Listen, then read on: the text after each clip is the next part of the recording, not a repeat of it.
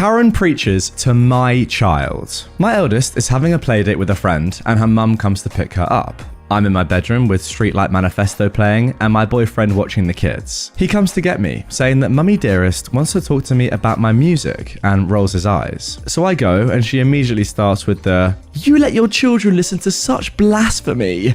And I tell her, it's really not blasphemy if we don't believe in God. She then gets so outraged that we need to see the light. So I snap back at her. "Leave my house immediately or I will have my boyfriend assist you in finding your way to the exit." I send her an email the next morning. "Hi Emily, this is Famer. I'm very concerned about your insistence on my preaching to my children and do not appreciate you insulting me and my children, especially not in front of my child. I would very much like for you to keep your religion to yourself and your family. If you find what you need in your God, that is wonderful for you, and I'm truly happy for you, but we do not share your beliefs and we very much do not want you pushing your beliefs on us. And especially not our children, who do not yet possess the critical faculties to understand such difficult concepts. As a courtesy, I will refrain from playing atheist music while your child is over." I got a message back. "Famer, I'm very sorry for my attitude the other day. My mother's currently in the hospital and I wasn't having a great day. I understand you have a difference of beliefs and will respect that in the future. Thank you for coming to me instead of just attacking me." So, I think it's settled, and I let my daughter go to her playdate despite my boyfriend wanting to chaperone. I should have let him. When I pick up my child, we start driving home, and I ask what they did and if she had fun, and she says, "We watched a movie about Jesus." Luckily, my child already knows about Christianity and that they have their beliefs, but that we, mummy and daddy, do not share those beliefs. But now I have to figure out how I'm going to answer the "but why" questions from a 5-year-old that I was hoping I could put off until she was better equipped to understand apologia and its critiques, because I don't have any real issues with Christians or Christianity that aren't based in the logical failings of their arguments for the existence of God. I became an atheist because I studied philosophy. So I sent another email to Emily. "Emily, this is Famer. Please explain to me why you thought it appropriate after our last conversation to proselytize to my child." Here is the response. "Famer, I'm sorry. I figured you wouldn't mind, given you espouse the virtues of atheism in your home, that I at least provide a counter to your blasphemy. Children should be allowed to decide whichever path they wish on their own." "Emily," I responded, "thank you for responding. I will no longer be letting my child over to your house unsupervised, and your child is no longer welcome over at ours unsupervised. I will be taking further actions as necessary through the school. I advise you don't weaponize your child in this and allow them to continue to be friends. However, should you fail this, I will seek a no contact order and go to the police to report your harassment. Any further correspondence can go through my boyfriend, as frankly, you don't want my patience to run any thinner than it already is. His contact information is attached, and I've CC'd him to this thread now. We haven't heard back." Wow, I hope after that threat, I mean, it's so ridiculous that you even need to make that threat of your boyfriend getting involved, that is going to be the end of that story, and it certainly looks as if it is. But yeah, overall, I will say I completely agree with you, OP. It's one thing having your own beliefs in your own religion, and I'm completely here for that. And as you said yourself, if you believe in whatever you believe in, that is completely fine. And genuinely, yeah, I'm happy for people that have their beliefs in whatever they believe in. It's all good with me. But once you start forcing and pushing those beliefs onto other people's children, yeah, that I don't really agree with. Now moving on to our next entitled parent story. Now I will give a little bit of a warning before we get into this one. It's a little bit graphic perhaps. If you're not very good with blood or bodily fluids or that sort of stuff, maybe you want to avoid and just skip to the third story of this episode. But it's a really good story, to be honest, and a serious story, and one that I wanted to cover and show you guys. So if you're keen, here we go. My mum, a 41-year-old woman, believes me, a minor under the age of 17, vomiting blood and having violent diarrhea is because I don't exercise enough. I am currently sitting on the toilet writing this in incredible pain. Yesterday night, I was sent to the ER because my stomach was in serious pain. I came back with violent diarrhea and I ended up vomiting blood all over my floor. My mum claims that she cannot take care of it and that I should be able to, when I'm literally pooping blood. She's been told multiple times for over a year to take me to a gastrointestinal specialist because I'm suffering symptoms of something chronic, but she will not take me. She believes that it is my fault I am this way when I try my absolute best to take care of myself when suffering from severe mental illness. She took them saying that I should see a specialist as a "F you, I was right" on her part, and is claiming that if I just ate better, I'd be fine. She is aware I'm recovering from an eating disorder, and before that ever started, I had serious stomach issues. Last night, I threw up blood and bile onto my room floor, and I'm unaware how to clean it, being that the smell would most likely make me vomit again. It's a genuine biohazard, but she has forbidden me from cleaning it myself, saying that she doesn't want to deal with me asking how and that she'll get it. But she said this last night, and now, almost 10, she's not remotely began to help clean it or tell me how to clean it. I cannot change clothes because it's in my room. I cannot sleep because it's in my room. I cannot put on pants because it's in my room. And when I ask her to just tell me how to clean it, she refuses. I don't know what to do at this point, and it's gotten to a point that the pain in my stomach will temporarily paralyze my limbs and cause me to go unconscious. No matter how bad it gets, she always ends up saying that there's no way I can have these health problems because I'm too young, when she's the one that goes to the doctor for a minor headache but won't take her child to a doctor despite being repeatedly referred by doctors to do so. I'm scared for my life as the pain gets worse by the day and I'm barely even digesting food anymore.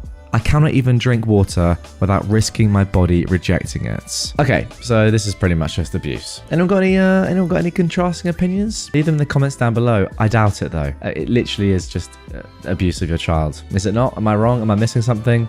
It is. I mean, like, you're vomiting blood and saying, first of all, let's not go to the doctor or A&E. And second of all, let's not even bother cleaning it up, guys. Let's just leave it there. That was your fault. I want you to deal with it.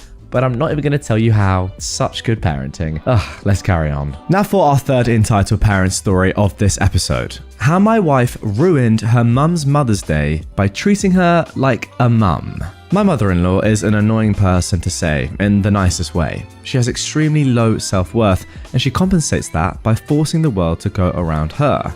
As family who interact with her regularly, we're forced to treat her like a queen. Every day, every minute. If we don't, then there will be drama. All the way from pouting, going to her room, fainting, leaving the house to full-blown breakdown, including saying, "Why should I live on this planet anymore if no one cares about me?" Yeah, to see an old lady say she'll kill herself just because we don't give her a few minutes of attention is a bizarre thing to witness. So it's exhausting to be around her, but what else can my wife and my sister-in-law do? She is their mum and they both try their darn best to make her feel special. But they'd also like to interact with her as their mum too, not just as some out-of-touch royalty. They would like to crack jokes, chat about general things and share their problems, not having to be constantly worried what statement might tick her off. When they were kids in her orbits, things were fine, as she controlled them and that made her feel as though she was the centre of attention. But now that they're married, have family of their own, and that she is not the anchor of the family, she's started becoming more and more demanding that we perform some elaborate rituals to make her feel special. It's becoming extremely exhausting. So, onto the actual event itself. My mother-in-law and father-in-law have travelled to our country and are staying with us for a short time to help us with the kids, as we all live halfway across the globe. My wife planned an elaborate Mother's Day event centred around my mother-in-law, even though she herself is a mum too. One of those that included lunch in a popular ethnic cuisine restaurant.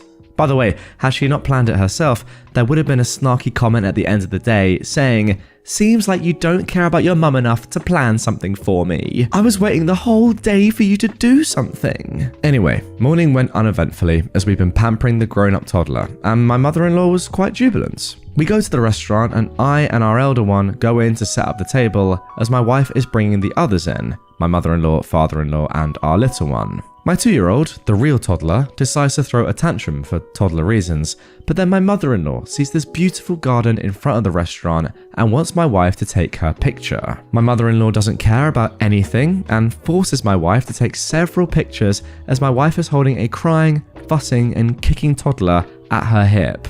Having basked in the glory of being the centre of attention, my mother-in-law is satisfied enough, and they all come in. My wife is ticked off from that, but tries her best to be cheerful. The waiter comes in to take the order, and right then, my mother-in-law decides to go to the restroom. My wife asks her to order before going, as the kids will get hangry if we wait for long. But the big mistake my wife did was she asked in a normal tone, a regular conversational tone, instead of a pleading or pleasing pampering tone. How dare we order her royalty on what to do? That was strike one. As me and my wife are looking at the bazillion choices and trying to order for kids, ourselves, spice level, etc., we got absorbed into ordering without paying attention to the most important person. My mother-in-law wasn't the center of attention for 2 full minutes. How dare we? That is strike two. We didn't notice that or ask what she wants. She asked if they have a particular ethnic dish, which is a regular staple we have almost every day at home, like a grilled cheese sandwich. That too in an indifferent, meek tone. She was indirectly implying that she's just a nobody because of strike 1 and 2, and therefore she was ordering some peasant food. That was our cue to realise our mistake, prostrate before her, beg her forgiveness, and bring the world back into alignment before things go downhill. We failed to notice that change in her tone, which was strike 3. Instead, my wife suggests, "Mum, we have that almost every day at home, so why don't you..." But my mother-in-law cuts her off, saying, "I know that. Are you saying I don't know that?" And then storms to the restroom. We're all figuring out what the frick happened, and we finish ordering. My mother-in-law comes back and unloads on my wife how she has disrespected her. We brought her to this country, and ever since then, my wife has made it her mission to do nothing but continuously humiliate her, and then she starts crying. I quickly realised what had conspired, but my innocent wife, whose heart is only filled with love and not such evil games, doesn't realise drama that my mother-in-law wants. Instead, she's trying to understand how suggesting that the dish is a regular staple at home is humiliating. And my mother-in-law goes, "You're implying I'm dumb and don't even know this. You have ruined Mother's Day. All daughters do special things on Mother's Day, and here you are ruining mine," with a few other delectable quotes. My wife says again and again, "That's just a regular thing to say to your mum," but my mother-in-law is adamant that my wife humiliated her by implying that she is dumb for not knowing it's a staple dish we regularly eat at home. So she storms off to sit outside. Seriously, that was the entire discussion for a full 5 minutes. It was extremely bizarre to see a 60-year-old woman throw a tantrum and accuse her daughter because she said, "It's a regular staple we eat at home." Now normally we would run after her and apologise and beg her to come back and keep apologising throughout lunch, which is what she wanted after 3 strikes. But this time we were so over this BS, having been through similar ones so many times. So we just sat and ate in peace without an extra side of drama. But my wife was heartbroken. She'd done all this planning, wanted to be a good daughter, wanted her mum to feel special, and in the end has ruined Mother's Day by talking to her mum as a mum and not as a royal. So, a 60-year-old woman started crying in the middle of lunch rush in a popular restaurant, all because we didn't give her attention for 5 minutes while busy ordering food for our kids. There are hundreds of other similar stories, but this is one of the clearest what the frick just happened. Honestly guys, if I had someone like that in my family, I think I just have to retire and say, you know what, I can't do this anymore. I actually just don't even want to be affiliated with you in any single way anymore. You are that annoying. Why is a 60-year-old woman acting like the youngest at that table when there is also a 2-year-old there? I mean, whose tantrum was worse? Genuinely. The 2-year-old's who was tantruming because they're a toddler, or a 60-year-old woman's because your daughter asked you a question? Like, what is actually going on? You just know exactly what sort of person she is like. I don't even have to meet this person to know exactly how they function day to day. As OP said, thinking the entire world revolves around them, but just being so annoying and just like precious and almost like a princess. I mean, is describing her as royalty is absolutely perfect. That is exactly how she thinks she is, that everyone should bow down to her. She needs a taste of her own medicine. I don't know exactly what that would entail. If you have any ideas, comment down below. How does OP and his family, how do we let this woman or make this woman realize that she is so entitled? I want to hear your thoughts. I had a male member of staff try to force himself onto another staff member, a female. She chose not to press charges, but that didn't sit right with me. To preface, I live in a country that employs a large foreign expat workforce in pretty much every industry and in all levels. For someone to move here for work, they have to be sponsored by a company or the individual that's employing them. I own and operate a small restaurant business here and employ more than a handful of foreigners as servers, servers, cleaners, kitchen staff, drivers, etc. So here's the story. I was lounging on my couch enjoying the last of my weekend one day when I get a call telling me that one of our sponsored employees,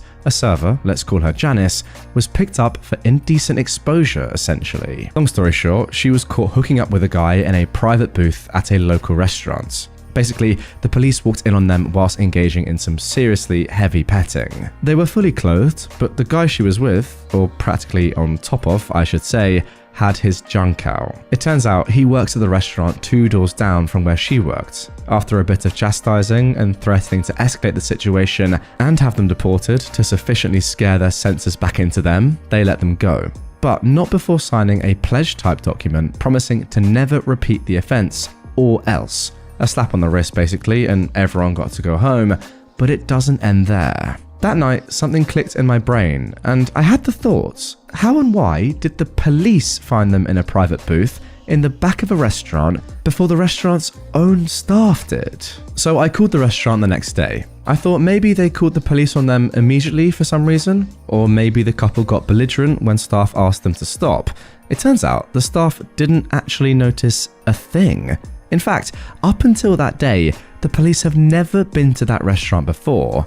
And when they did, they simply walked in, went straight to the back booths where the two were sat, and they busted right in. I realized that this meant that someone must have seen them and called the cops on them point blank. The question was, who?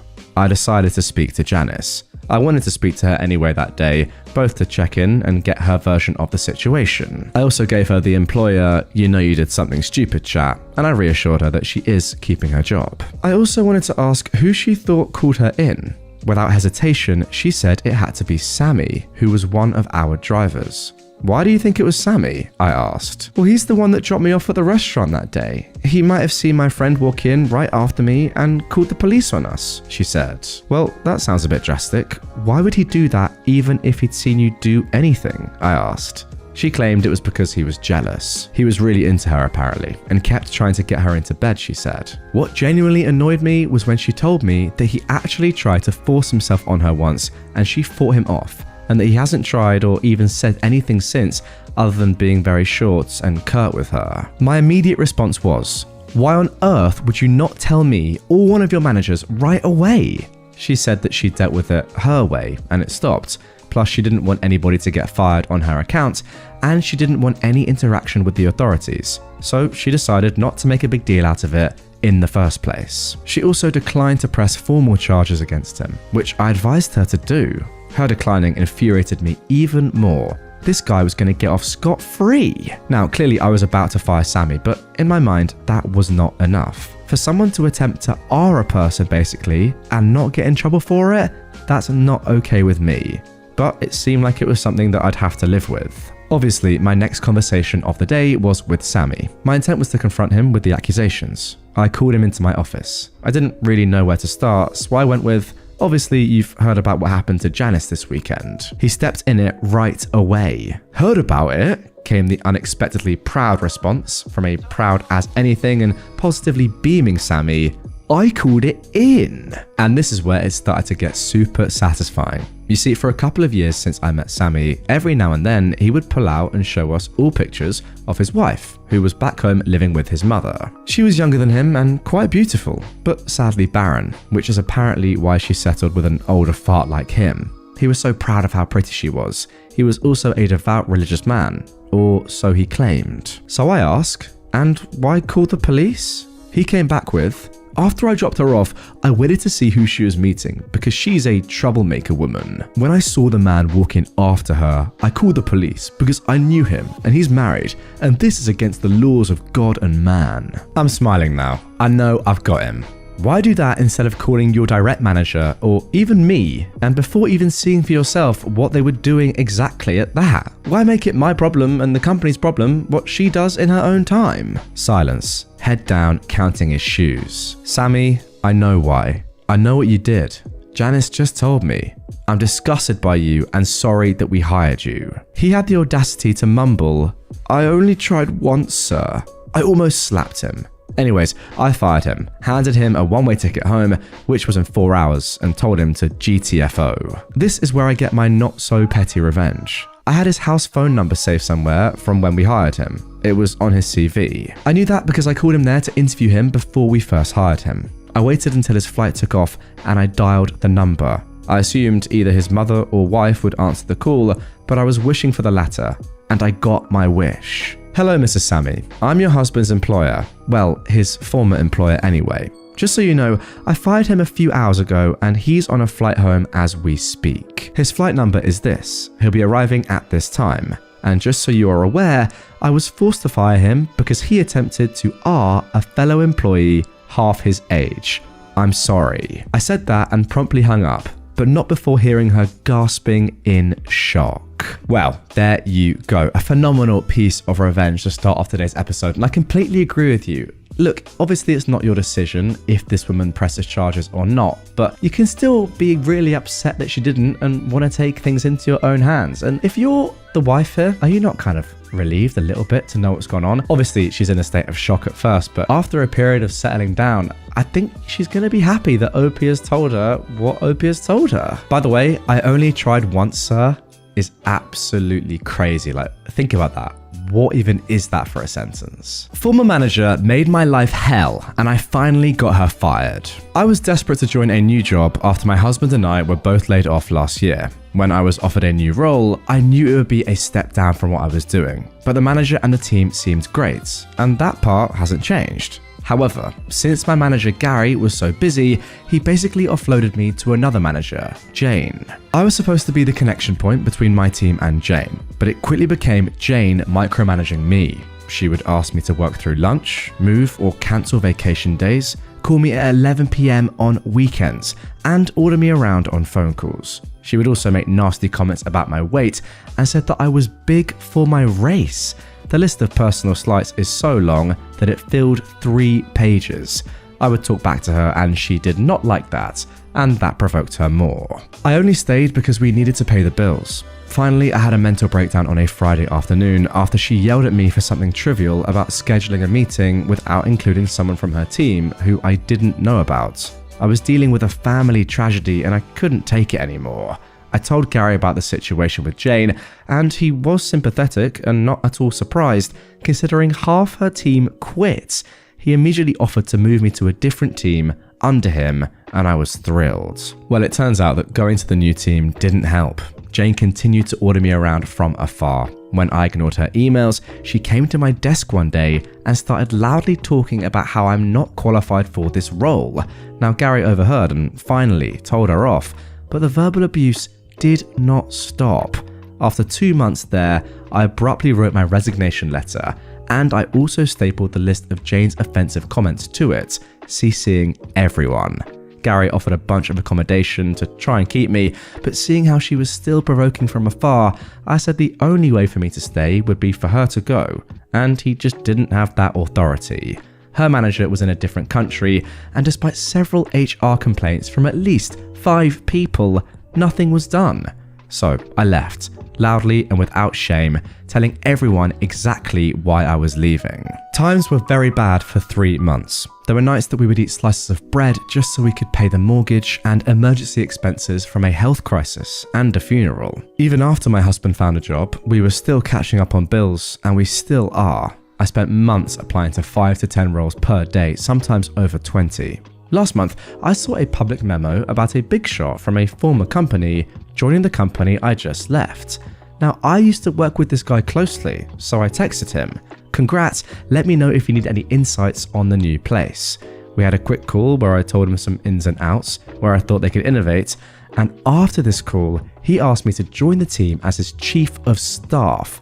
I accepted. Imagine Jane's shock when we had our first all-hands call. All the VPs and above were asked to welcome the new Big Shot in a giant conference room. In Big Shot's speech, he breezed over that I'll be his chief of staff, along with a few key names. I now sat 2 levels above Jane, and apparently within the 3 months that I wasn't there, the other half of her team turned over. Every single person left. Gary was excited for me and said all nice things. However, Jane took the classless route and sent Big Shot an email about how I'm an unqualified idiot, that I used to work for her, how I tried to get her fired, and that she suspects that I lied to get ahead. She didn't even try to be fake nice. Big Shot forwarded me her email and asked what this was about. I was so nervous and excited. Little did Jane know I was a director at the Big Shot's competitor company under him and was already a level above her. So 2 levels now isn't a big leap. And I worked with him for 5 years. I had an hour call with Big Shot and told him she was bad for the company culture and was a nasty person in general.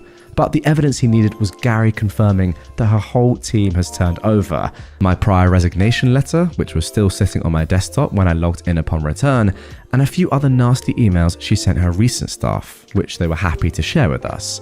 Big Shot fired Jane on Friday. Another great piece of revenge here. The only thing that slightly annoys me is that everyone knows that Jane is a terrible person, right? There's a reason why half her team has left and why I presume more and more employees were talking about leaving in the office, people that worked under her. Why does it seem so hard to get people like this fired? I don't have the authority, she's not done enough. I don't really care. Like, if someone's a terrible person and nobody enjoys working with them, then they shouldn't be at the company. To me, it seems as if this could have all been so easily avoided by everyone just saying, okay, look, let's be honest, guys. No one actually likes this woman and she's actually not very good at her job. Simple as that. Couldn't you just do that? I don't know. Maybe I'm missing something here, but nonetheless, a good outcome. I just feel like it could have been done so much sooner. And in that case, if it had been done sooner, loads of people would not have lost their jobs. Yeah, fair enough. You may have not ended up getting that amazing job that you have now, but in general, you know what I'm trying to say. A lot of people had to lose their jobs for Jane to finally be fired, and I'm not quite sure that's right. Tried to steal my legally rented parking spot. Enjoy being unemployed. This happened last night, but I'm now in a good enough spot to actually post this. I'm not quite sure if it qualifies as pro, but it definitely isn't petty. I am a professional driver, and as such, on the roads in the US, there are different truck stops throughout the country that has a pay-to-park system. Usually about 10 to 20% of the lot marked off as reserved, with each space running from $15 to $25. The truck stop where this took place had parking for $17, which is relatively cheap for a guaranteed spot. The spots are reserved for 24 hours, starting at 4 PM local time and extending to 3 PM the following afternoon. I knew that I would have a late night delivery, so I came to the truck stop at around 3:30 and paid for a reserve spot. I told the manager on duty that I had a delivery up the road that night and would be back once delivery was completed, but should still be able to clear out the spot by the next afternoon, which is today. She told me this was fine and she would mark the spot as sold when I left. That way, if someone else comes in trying to reserve that spot, she could consult her notes and deny the sale. 11:15 rolls around. I take off for my delivery. I don't get out of that facility though until 2:30 AM the next morning, this morning. So I groggily drive back to the truck stop to reclaim my paid for spot, only to find that the reserved parking spaces are all full.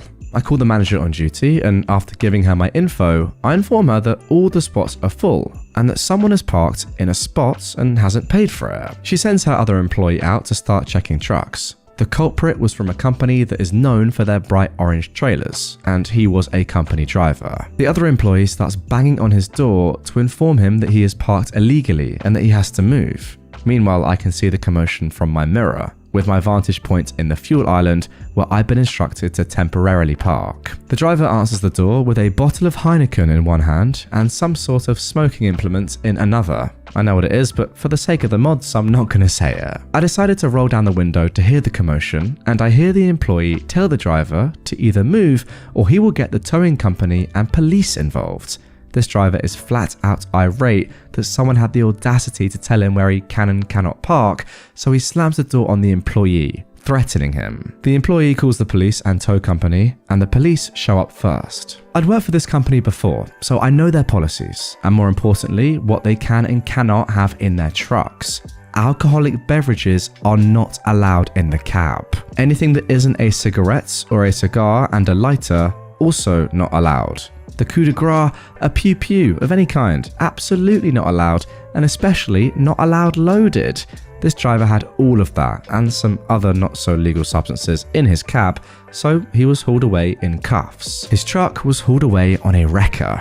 I made a call after the commotion died down to the company's safety director and informed them that their rig will be in an impound lot and their driver is going to jail over the not so legal stuff he had in his truck. She thanked me and said that he will definitely lose his job, especially over the alcohol and the other not so legal stuff. I guess he played the screw around and find out card and it bit him in his career. Well, that was just a calamity from start to finish. This guy is asking to be arrested. You can't be doing all this in the first place and then have a loaded gun in your car, be drinking alcohol, have some other illicit substances. I mean, come on, you're asking for it at that point. What is going on? It was just a matter of time, surely. This guy was on a path to prison. Simple as that. But hey, I guess he did save $17, so every cloud. I'm sure he can use that in prison to buy probably nothing. I don't really know how prison systems work. Yeah, my tip to this geezer would be only do one crime at a time. Because doing this many at once, yes, it's too much. It's just too much. They called me a baby factory, so now they'll never see me again. I want to say first, I had a difficult childhood, but not because of them. I was a happy kid who had friends and was kinda adjusted, but we were poor. We jumped across the US about twice, and my siblings and father were all disabled in different ways. My youngest sibling and dad were hard of hearing, and my youngest sister had brain and back injuries due to Chiari malformation. Look it up, it's actually a very interesting disease. It's a condition where the lower part of the brain pushes down into the spinal canal. Well, I must say, that sounds truly terrible. But when things started really changing was when I was in high school, around my junior year of school. I met a dude and we were best friends, then we dated. Newsflash, he was a terrible person. It ended in me and my sister getting a restraining order against him, and both my siblings seeing and hearing things about me they should never have been exposed to. I graduated high school, even though I probably shouldn't have with my grades. I'm pretty sure my teachers just pitied me. And then after like a month, I got diagnosed with ADHD, anxiety, and depression.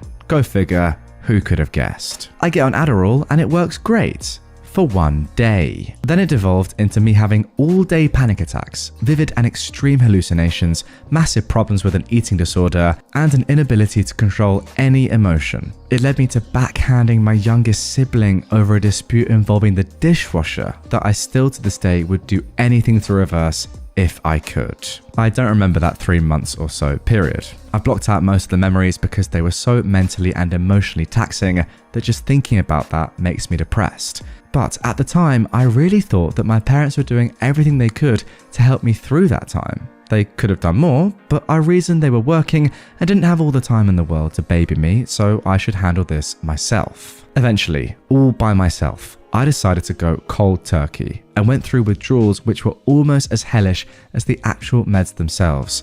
Looking back now, I realized that the only way my parents could have been more hands off were if they'd packed their bags and moved out. They didn't talk to me about anything. They didn't help me keep track of symptoms. When I attacked my siblings, they didn't protect them from me or me from myself. Now as a 22-year-old on new meds, my doctor just within the last month looked at my old records and was appalled because they started me as an 18-year-old who was very new to meds and sensitive to them at a dose for grown adults well into their Adderall usage. She told me they started me off at around 25 milligrams when she normally prescribes around 5 to 10 for new users. So they didn't advocate for me at all during this mentally traumatic time immediately after being traumatized for almost a year. They took me to a therapist who noticed I was writing a story with an obvious self-insert and very influenced storylines from my day-to-day life. When she asked to see my drawings and everything, the next time my mother pulled me from therapy, saying something I still remember to this day. I didn't send you here so she could ask you about your stories. I sent you here so she can talk about how your ex messed you up.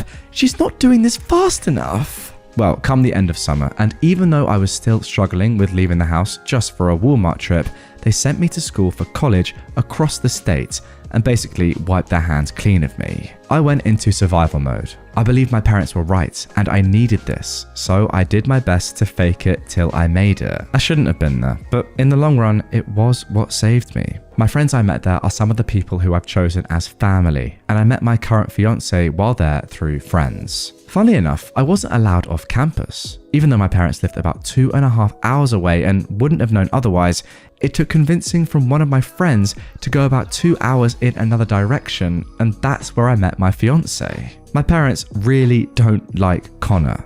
but they did like the free labor he did for them and how mature he was to keep me in line for them. Now they could pawn off the driving around and emotions on him because they never bothered to teach me how to drive or get a job or regulate my emotions. Connor could do all of that quite well though, so they let him teach it to me. But whenever the idea of him got brought up as my boyfriend, they would clam up. They did not want me to date anyone, not after my ex. I thought it was them just worrying about me after a traumatic period, and I was grateful for it. Connor helped us move like 5 times. He did free things for my parents all the time, and he was nothing but respectful the entire time he's known them. But eventually they moved to the same city I was going to college in, and I was going through a hard patch again. COVID had hit at the end of my freshman year, and now they were living here in my college town, and I started half online school for my sophomore year. Living with my parents again was hell. I was used to, at this point, living in a dorm, and I wanted to come and go as I pleased. My friends got me rides, and I fought to get a job until one day I applied anyways and started working at a McDonald's. I was doing terribly in school. I didn't want to be in it anymore.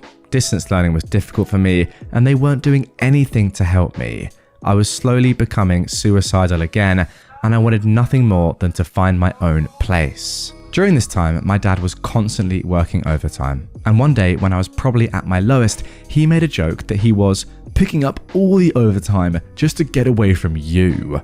I still remember it clear as day. I was mentally declining and becoming more and more erratic as time passes because I was spiraling again, and they just sat by and watched it happen while continuously judging me, making backhanded comments as I did. All the way up to this point, I was not known for fashion or hygiene. I was constantly self-conscious and didn't have control of my ADHD, so I was never one to doll myself up. But me and Connor were going to go on a date, so I grabbed my prettiest dress, some tights, and my favourite flats, and did my hair all nice, and I even tried makeup. I felt so pretty, and Connor was showering me with texts filled with compliments as he was on his way to pick me up. My mum and siblings got there first. My mum took one look at me and told me to go change. She burst out laughing and was hysterical over my outfits. She couldn't calm down, and the reason she was laughing is because I'm a big-chested girl and I'd gained weight as of recently because my eating disorder was flipping from anorexia to binge eating. None of my clothes fit me. I was in tears, and I just put on my normal jeans and hoodie in almost 80-degree weather, and I ran to Connor's car in tears. They kept trying to call me back into the house, but I just had to drive off without speaking to them. I didn't stay the night at their house for almost 2 days. Mum spent that first night texting me that I was overreacting and that none of the clothes fit me, and yes, she could have been nicer, but honestly, I need to be realistic about my fashion if I'm going to attempt it.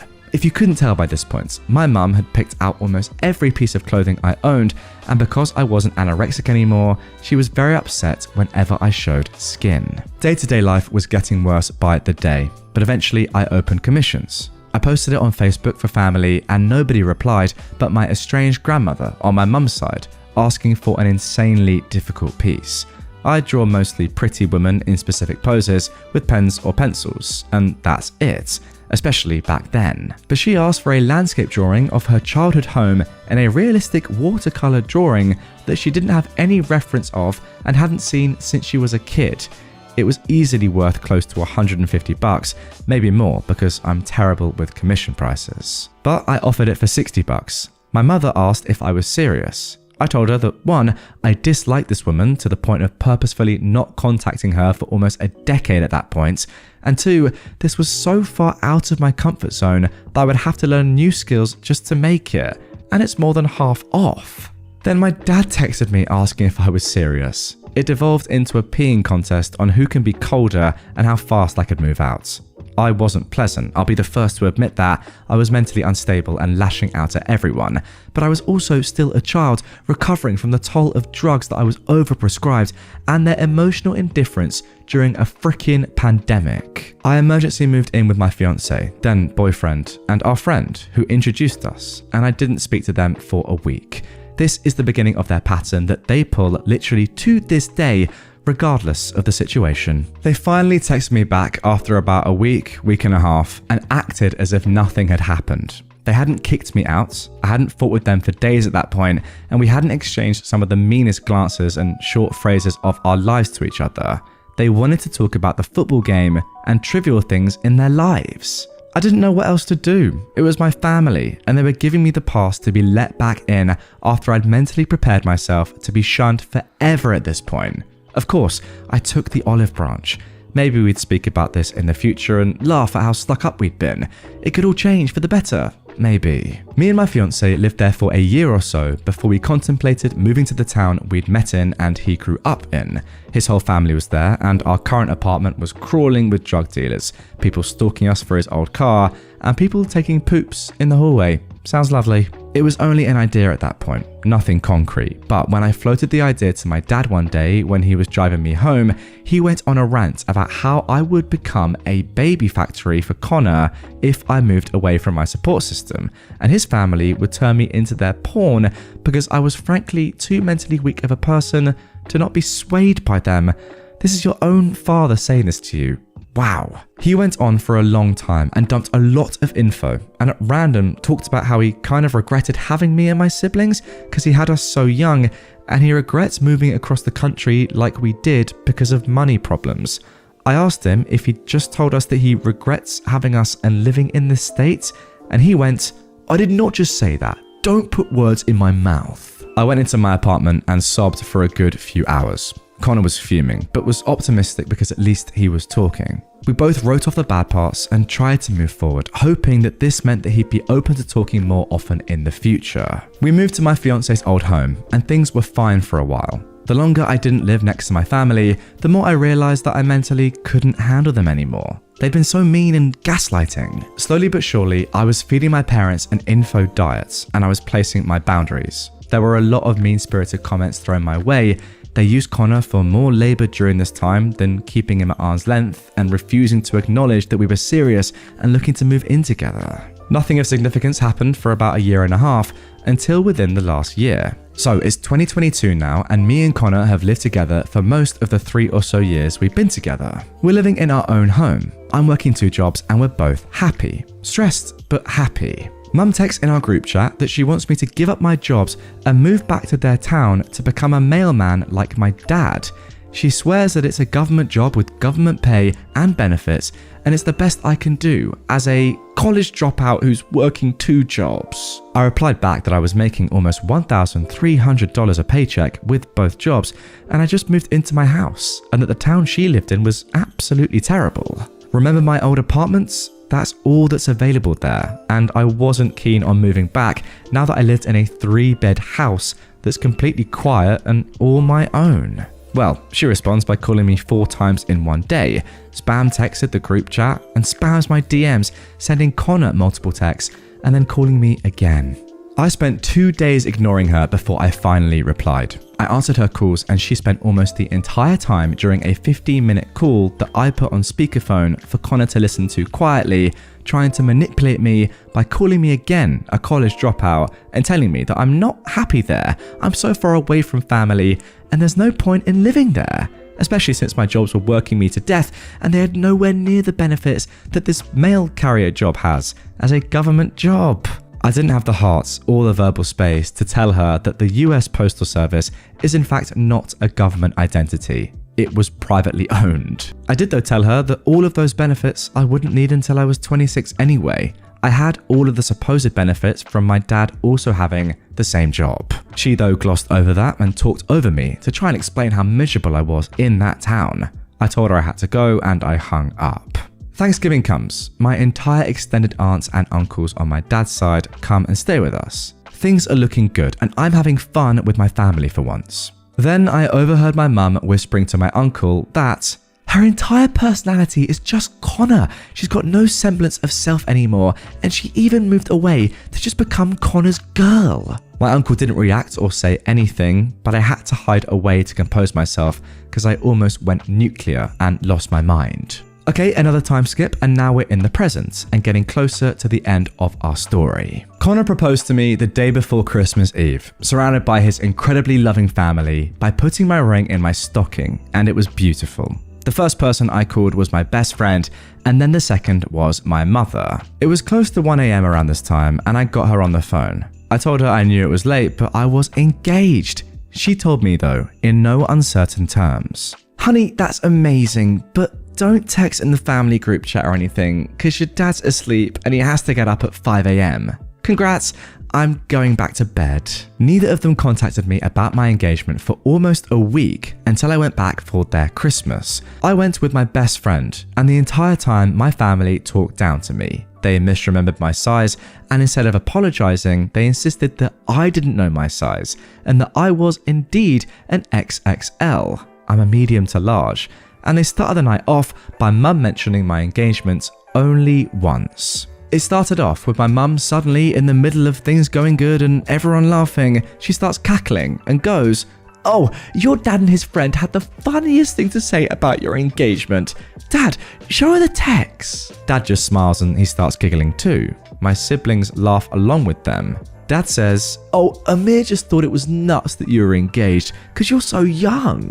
I asked to see the text. Maybe I misunderstood him. There had to be something funny based on their reactions, because that was very much not funny at all, especially when I had my best friend sitting right there, listening.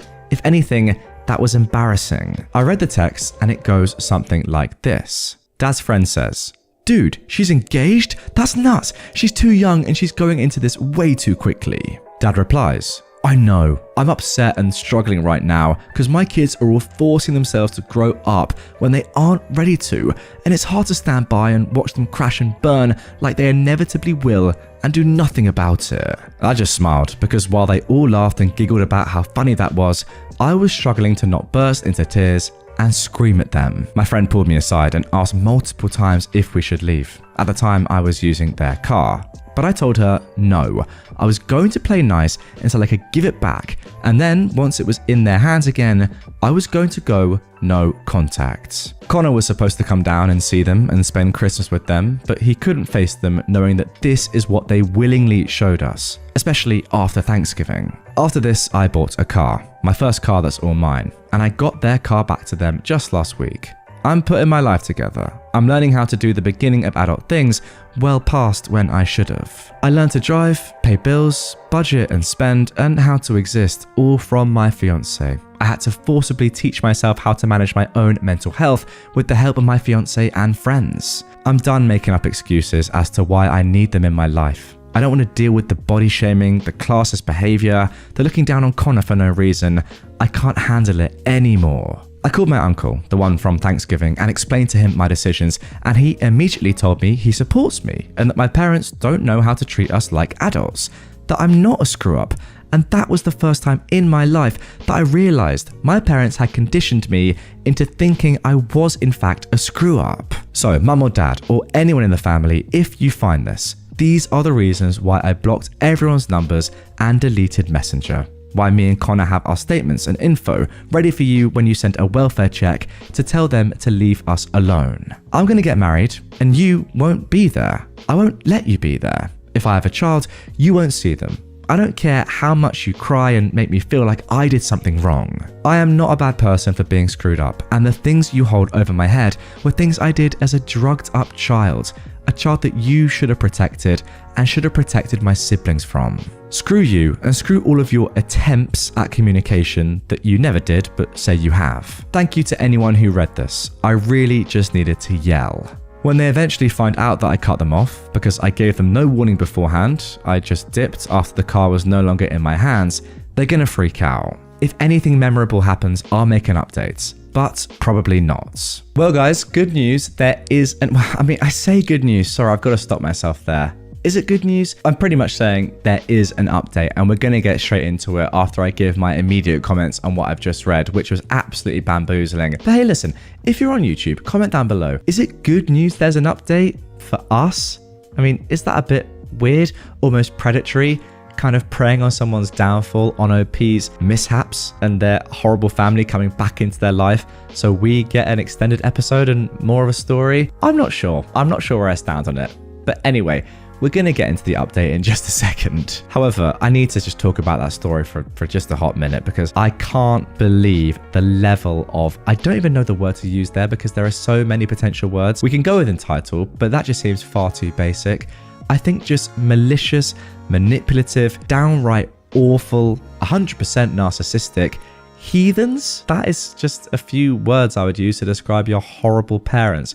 What an absolute disgrace they are. Now, what I will say, and obviously I'm saying this before we get into the update, it looks as if you have, by this point in your life, pretty much gotten rid of them. You say right at the end there that they're not even going to know what's hit them, and you have pretty much sacked them off. They're not going to go to your wedding, not going to meet your child, and that is amazing. The best revenge is a life well lived. And look, you just know for sure that if they see you, you know what, it doesn't even matter. I was going to say, you know, they're going to be jealous and they're going to be like, oh, we made such a mistake. But ultimately, you're not even going to care about that because you're going to be doing your own thing and forgetting about how toxic those people are. And it sounds like you're on the path to that, which is truly amazing. However, as I said, there is an update and I really hope that things continue on in a good vein. I haven't read ahead, so I don't know what's going to happen here.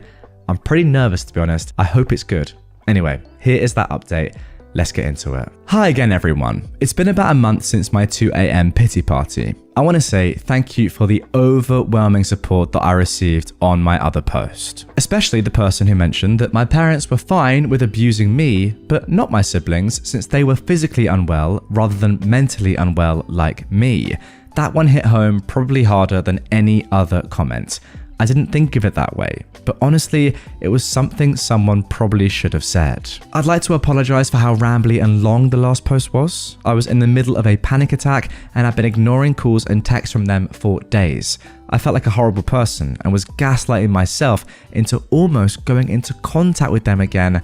Oh my gosh, OP, that's awful. The post was more for myself to understand and write out all the mean things they've done so that I could look back and be like, wow, they really reduced me to that. Ha. But for the actual update, I returned their car to them and after that, I vanished. I blocked all of my family's phone numbers, but left my siblings unblocked and open on all social media. I didn't want their numbers to be used to contact me unless it was actually them. Their numbers have since been unblocked. My parents didn't really notice at first. I got a text from mum saying that she was trying as hard as she could.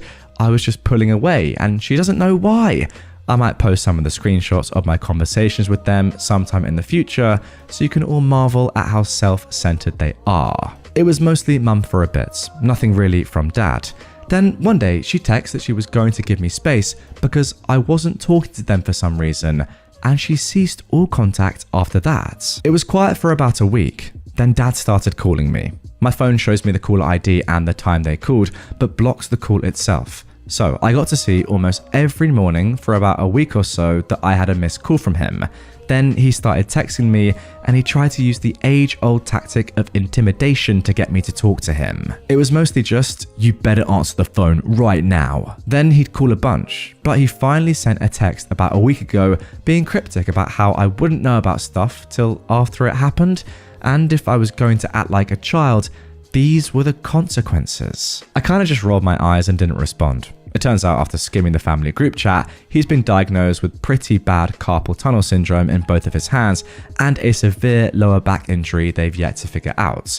He also suffers from a myriad of other illnesses right now, but he still forces himself to work 60 plus hours a week as a postal carrier, so I don't know what he expects. To be honest, this might make me a bad person, but I didn't really care. If it had been about my siblings, I would have probably jumped on the phone and been freaking out. But I don't really hold any feelings besides resentment, confusion, and anger with my parents, so this news didn't really faze me. I don't blame you. In better news, Connor has received a few raises due to county regulations being changed, and I now also have a job with the county. I'll be moving on to my own insurance and finally moving onto it without worrying about contact. I also learned right about that time that my parents had taken out 5 different loans in my name to pay for college, all varying up to about $12,000. They did not explain this with me at all and had apparently been paying them all for the last 3 years. So I have credit, I guess, when I thought I didn't. So yippee. I have to figure out a way to transfer it into my name and figure out the logistics. But yeah, that's a thing now. My siblings haven't contacted me. The middle one is incredibly angry with my behavior and wants me to contact my mum at least. I've just avoided the topic with her. My other sibling, I can't honestly tell you how they feel, but they apparently plan to move to a big city about 4 hours away for college in the coming years. So let's hope they go through the same transformation I did. And that's honestly about it. Lots of weird texts that they did nothing but stress themselves out with, and my financial situation is looking up. We also bought a dog recently. Her name is Mandy, and our other dog, Copper, is still getting used to her. So my days are occupied mostly with taking care of a German Shepherd puppy who body slams me awake at 6 a.m. every day. I hope everyone has a great day, and thank you all again for the wonderful and supportive comments on my last post. Phew, sigh of relief from me, because let me tell you, I was very concerned that we were going to get a very long and horrible update, but that is pretty good. As you say, hopefully at some point soon, your siblings will see the light, maybe when they get to the stage of your life that you were in. I mean, as you mentioned, your parents gaslit you for so long, you actually thought that you were the problem. It wouldn't surprise me if your siblings are feeling the same way, or at least the same way about you. Imagine having your parents telling you, for years, this sibling is disgusting, only to then realize later on in life that actually no, they were just actually gaslighting that sibling the entire time, and I've been thinking the wrong thing because of my parents. All those years, I've been influenced in the worst way possible. I would not blame your siblings if they had that mindset until they move out and realize what's really going on. As for you, OP, I've just got to say, how strong. And yeah, you might say it's a bit cringy, guys. I don't really care, right? Elite from OP. Just put yourself in that position, and maybe some of you watching and listening right now are, or at least were, in that position in your childhood and teenage years. I, for one, I'm not sure if I'll be able to cope. Maybe it just becomes your reality and you can deal with it, but going through all the stuff that OP went through and coming out of it like this is pretty unbelievable, I've got to say. Mama Karen wants entitled brat to ring the bell because she deserves it. For those of you unfamiliar with a cancer ward or clinic where chemo is administered, and I pray you always will be, there is a little brass bell. This bell is a symbol of hope for all. It marks the end of treatments and the ringing in of the new chapter, hopefully cancer-free. For me, I vomited right before I rang the bell because the anxiety of the unknown was almost as bad as chemo itself, but that's another story. Today, it was Heather's real name, she gave me permission, turn to ring the bell. Heather is a really lovely lady. She's 58 with stage 2 ovarian cancer. She had a hysterectomy followed by chemo. Heather's diagnosis is great, but she's had it rough. During the hysterectomy, she almost bled out due to undiagnosed complications. This left her hospitalized for over 3 weeks, delaying her treatment by over a month and left her fearing the worst. Heather really is the most lovely woman you could meet. She's the grandma everyone wants to have, but is kind of glad they don't. She's funny and loving, but can give you a look that makes you back away like you're staring down a hungry grizzly. Everyone that interacts with Heather loves her, and honestly, the woman saved my sanity on more than one occasion during my treatments. Another thing that may differ from ward to ward is the chemo room. Patients in ours sit in a little oval room that's like a giant lounge with comfy chairs and a little TV. There are drinks and biscuits off to one side and room enough for 10 patients and up to 2 visitors. As I was leaving my appointment, I saw Heather's daughter, who informed me today was the day. So I decided to stick around to see her ring the bell and read it. I'm so glad I did. A couple of weeks ago, a new patient joined the group. We will call him Sam. Sam seems like a relatively nice older gentleman with an absolutely awful excuse of a daughter and grandchild. In the limited interactions I've had with these two entitled brats, I've seen the daughter stealing biscuits off people currently hooked up to chemo machines, and the mother screaming at nurses for reprimanding the child when she attempted to rip the cannulas out of a patient's arm. Wow. Genuinely no idea why they've not banned the mega monster and her little Braticus. Like I said, today was Heather's turn though to ring the bell. Unlike some places where the bell is on the wall, our unit has a little old-fashioned wooden brass bell that the nurses keep behind the desk 90% of the time. Today, just as Heather was getting ready to hopefully walk out for the final time, the nurse brought the bell over to the little side table. At first, the little fallen angel didn't notice the bell. She was too busy attempting to crush the souls of the elderly and infirmed by playing her Switch.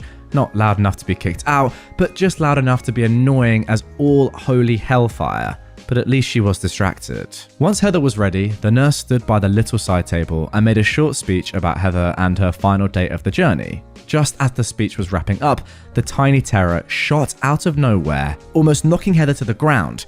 She reached up and grabbed the bell. Now Heather, being the no-nonsense, badass granny she is, took the bell out of baby Beelzebub's hands and firmly but gently said, "No honey, that isn't for you, it's not a toy." My god, did that unleash some kind of mythological demon, because the screech that child released at being told no was loud enough to shatter glass. She lunged at Heather, trying to grab the bell from her hand, while Mother thinks she's superior, stood up screaming. "You can't do that! She's an innocent child! What kind of disgusting woman takes a toy from an innocent child? You're a B word, C word, W word, etc. Give her back the bell. You don't need it. She deserves it more." It was a lot. It wasn't even a conversation. I'm pretty sure she just growled it all in one breath. The harpy screeches went on for about 30 seconds of just incomprehensible nonsense. Bertha Big Mac waddled her way over to Heather to take the bell from her, but Heather just did not have time for her shiz. Heather's got a bell to ring and a life to live. So as the rampaging rhino gets up to Heather, Heather goes heathen on her. She looks this entitled mama dead in the eye and says, "Your father must have been," insert the name of a certain World War II German political leader, "in a past life, to be lumped with such a sorry excuse for a daughter." Well, this took everyone by surprise, as there was a brief pause before Heather unleashed everything she'd been dying to say to this Cerberus. Do you have any idea how exhausting it is to finish a round of treatment with you and your obnoxious brat around, making everyone's lives miserable? I know God's testing us, but my God, we already have cancer. Now he's saddling us with you too? You're disgusting. You're entitled, you're selfish, you're poorly behaved, and your child is just as awful as you are. And I hate saying that about an innocent child, but my God, she's awful. I've never hated a child until I met yours, but she is really, really awful. She's not been kicked out of school. Did I mention the kid is 10 years old because the teachers are targeting her? She's been kicked out of school because she's an entitled bully, just like her entitled mother. And if you want any hope of her having a decent life, you'd become a decent parent and correct some of her behavior. But oh no, that would require correcting yours, you abominable excuse for a human being. It was glorious, awful, awkward, and silent. Betty Big Mouth had suddenly been struck dumb. The tantruming terror was gaping like a fish out of water. And then there was Sam. Sam broke the silence when he started laughing, like deep belly, full-bodied laughter. Mama Hodai looked horrified, angry, mystified, and humiliated as her father laughed hysterically. To be fair, not sure any of us knew how to react. After what felt like an hour, but was likely about a minute, Sam stopped laughing and told his daughter and granddaughter, "You can sit down and shut up, or go wait in the car." He then told Heather to go ahead and ring the bell. The slain beast and her beastette slinked back to their seats, where they both sat shell-shocked, while Heather rang the bell. We clapped. Some of the cheap seats clapped a little too enthusiastically.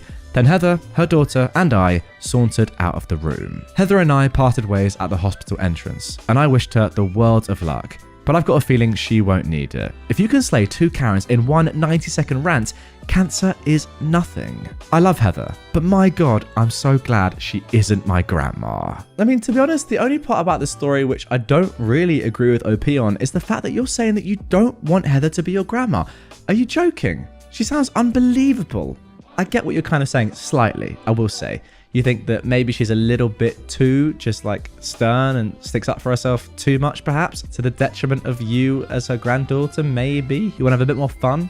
I don't know. I'm trying to give you the benefit of the doubt here. To be honest, she just sounds badass, as you said. Now, as for these entitled people, the fact that their own granddad, is laughing at them for a full minute is just mental. I've said it before and I'll say it again. I do not understand how one family can contain two sets of people that are just so different. You got Sam, absolute legend, who just laughs at his own entitled family members.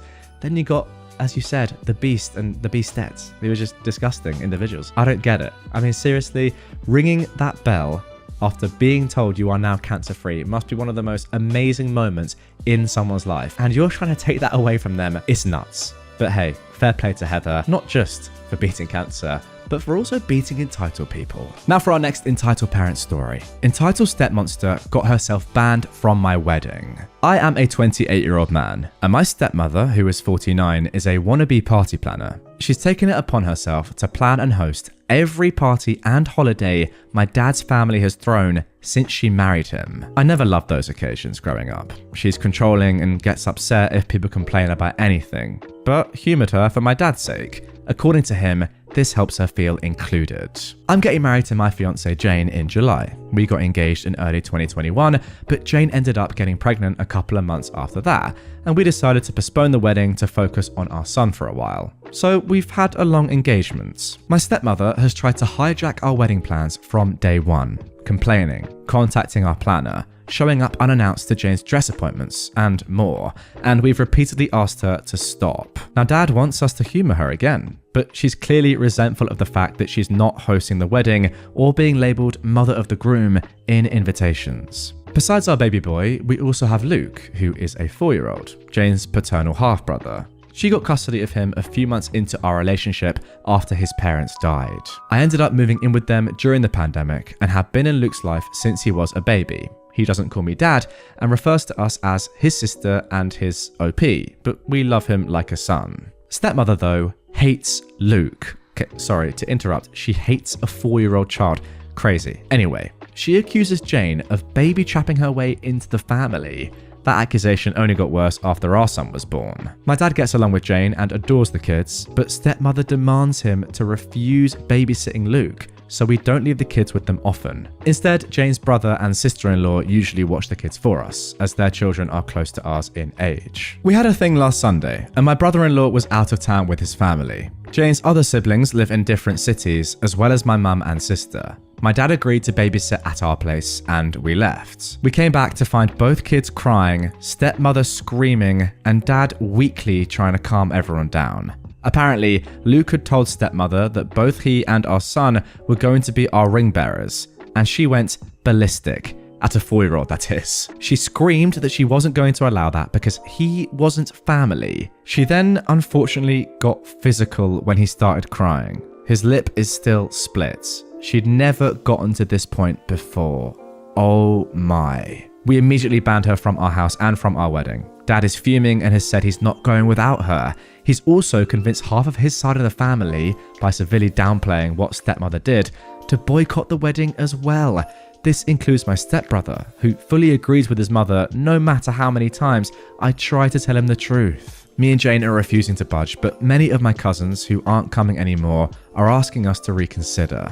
Pretty much all of Jane's family agrees with us, but one of her aunts has suggested that maybe stepmother is acting out because she doesn't feel welcomed by my family. I've honestly had it with my family enabling her behaviour. I love my dad and really want him at my wedding, but I'm more than willing to go no contact if it means protecting my family. Now guys, the good news is that there is an update to this post, so we will find out what happens next. However, I do have to say, just off the rip, the fact that some people in your family are defending your stepmother because she might feel left out of the family, that's a reason why she's abusing a 4-year-old. Like, what is going on there? Seriously, what's going on? And look, maybe it's just a split lip and that's not that deep. No, sorry, I disagree.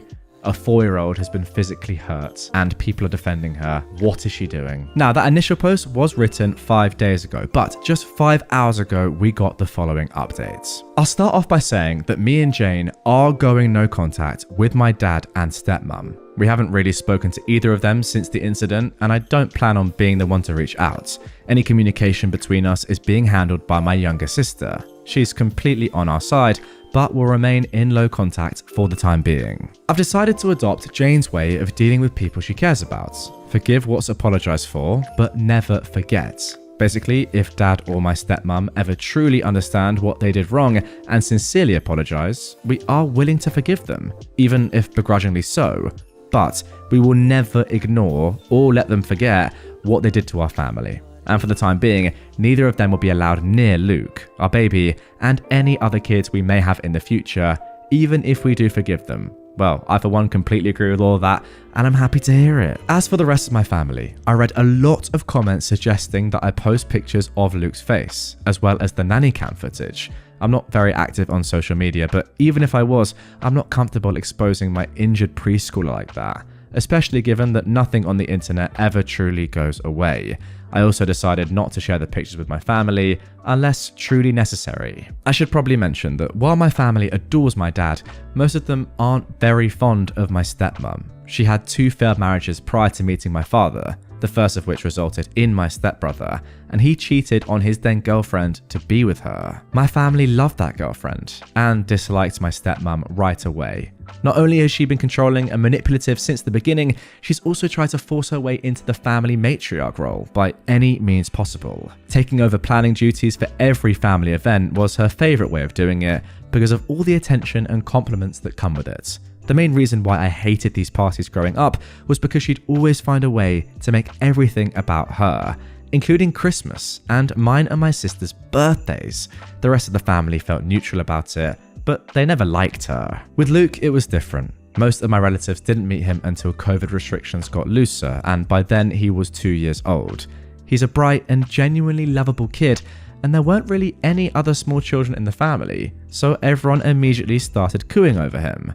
The way I see it, my stepmom got upset that Jane and Luke were accepted by my family so easily compared to her experience, and that is why she resents them both.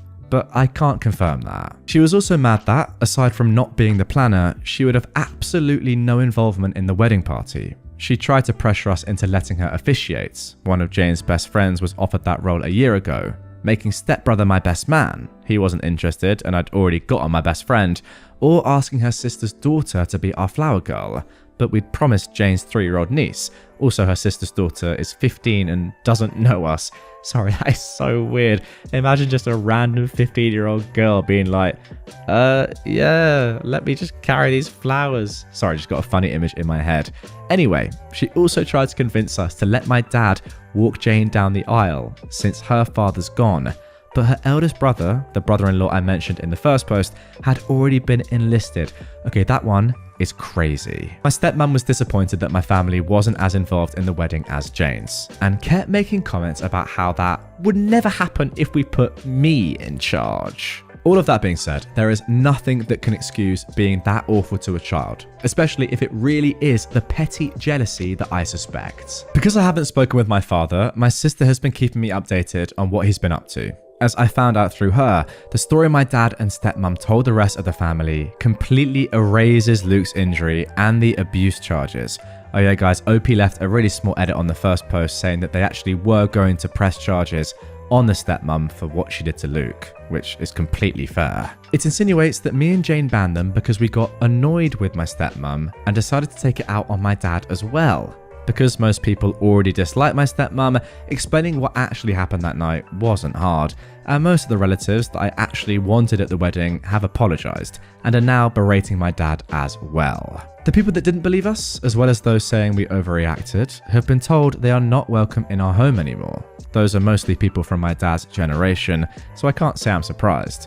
But the realisation that they're so biased that they're willing to protect a woman they hate after she hurt a child just to make my dad happy has reassured me that I don't need any of them in my life. My stepbrother is still in denial. He refuses to believe his mother could hurt a child, even with all the evidence we have. I have to admit I understand. I love my mum too, but that doesn't mean I'd excuse his obliviousness. So he's banned too. It sucks because we were close growing up, but I don't regret it. Besides, Jane has 3 other siblings besides Luke, the older brother-in-law, a twin brother and a younger sister, and I'm closer to them than I ever was with him. Speaking of Jane's family, they're all furious over what happened and have been extremely supportive of us. Jane's maternal family basically adopted Luke after she got custody of him, and have called frequently to make sure he's okay. We did manage to save some money with everybody we uninvited and have decided to use it to help Jane's cousin. She lives in a different country and was previously unable to come to the wedding, so we're paying for her plane ticket. That is awesome. Luke has gotten much better and is almost completely back to being the sunny child he's always been. The split lip was shallow. It's healing slowly but didn't require any stitches. We sat him down a few days ago and explained that my dad and stepmonster wouldn't be around anymore. He really liked my dad but understands that he and stepmom are attached at the hip. He's clearly scared of her, but we're doing our best to make him feel safe. That is so sad that a 4-year-old has that much terror in their lives. At that age, wow. Me and Jane have reassured him that he is family. We love him, and no one will ever change that. I'm not too worried about my dad or stepmom trying to show up at the wedding, but we've alerted the venue and given them pictures just in case they try anything. Better safe than sorry. Some people brought attention to the fact that my stepmom is a hypocrite for saying Luke isn't family. I agree, for obvious reasons. Her main excuse for pretty much everything she does is that she doesn't feel like my family welcomes her. Dad has been guilting me to take part in everything she plans by reminding us of that for as long as I can remember. The way he continues to make excuses for her without realizing this is basically a case of the pot calling the kettle black, except Luke actually is family. This is what has made me accept that while I will always love my dad, it's not healthy or safe for me and my family to be around him anymore. It hurts to know that my son won't have his only remaining bio-grandfather in his life, but he has 2 amazing step-grandpas to make up for it. For now, I'm sad but satisfied with how things have turned out. I don't like to complain about my life. It's a mess, but a beautiful one. I love my fiance, I love my kids, and I'm lucky enough to love my job. We're happy, and I'm not letting anyone ruin that.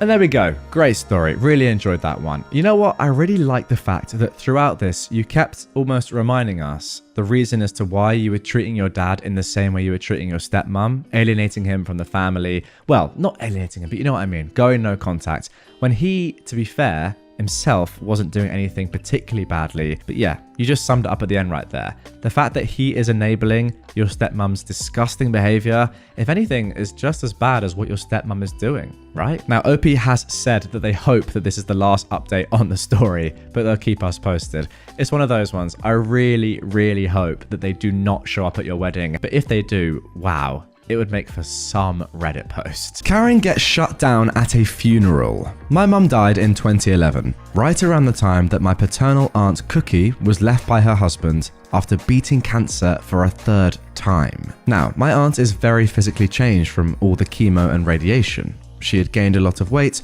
lost most of her hair, and had aged a bit faster due to a lack of hormones from having every trace of womanhood cut from her body. I have extreme anxiety stemming from agoraphobia, so my Aunt Cookie was my safe place for the duration of the whole event, which lasted several days. This consisted of everyone being at my parents' summer house in Mexico, basically standing around, chatting, drinking, and eating everything in sight. This funeral had every family member, plus people who were aunts and uncles that I'd never met in my life. Not being a drinker and not knowing a lot of the people walking around, my aunt and I sat down to have a cigarette each and catch up on our lives and whatnots. Suddenly, while we're mid-sentence in her cancer update, a Karen that I'd never set eyes on in my life starts loudly going, "Ugh!" She swats at the air like our cigarette smoke is even anywhere near her and makes a big fuss. Karen says, "Oh, that is so disgusting. How can you behave in such a disgusting manner at a funeral?" I reply, "My mum was a smoker, so she'd approve." "What? She was your mother? She didn't teach her daughter how to be a lady, I see. And you," talking to my aunt, "you should know better. What do you have to say for yourself?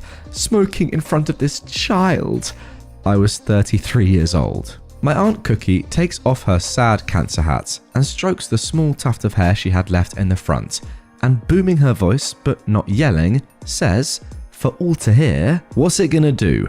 Give me cancer?" Karen looked uncomfortable after the hat came off, but still managed to look insulted and walked away.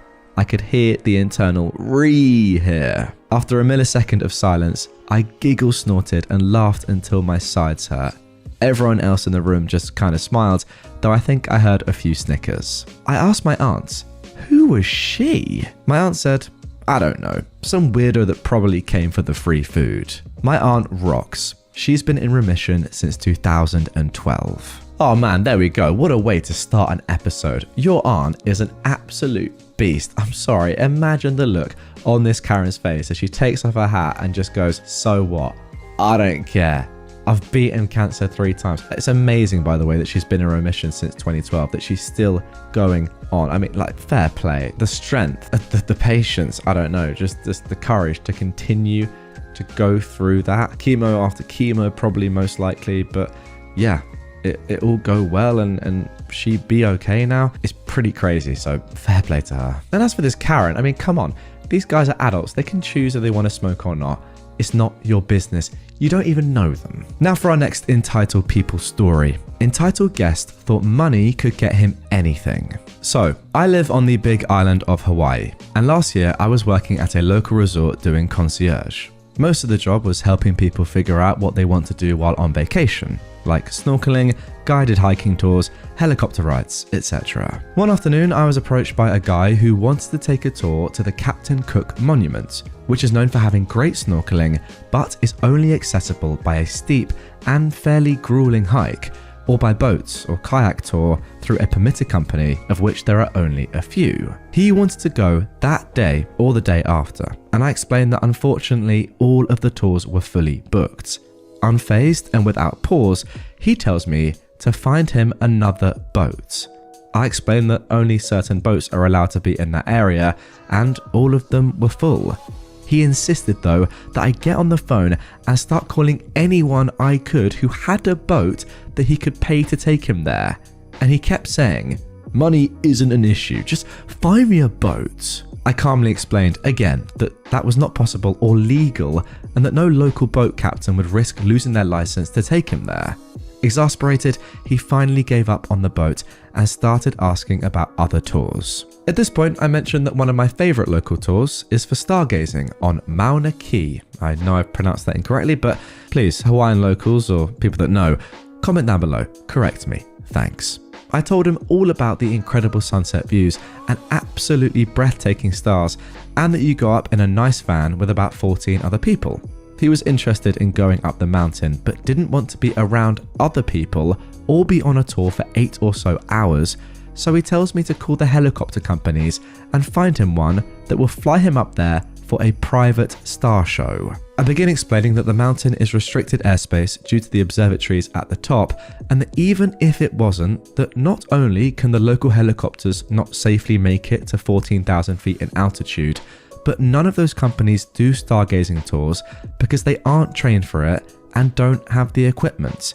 Again, he tells me to just call around and find him a pilot willing to take him up there, and again starts repeating that money isn't an issue. I once again calmly explain, while shrieking like a banshee internally, that no pilot is going to risk the loss of their license as well as fines and jail time for taking him up there.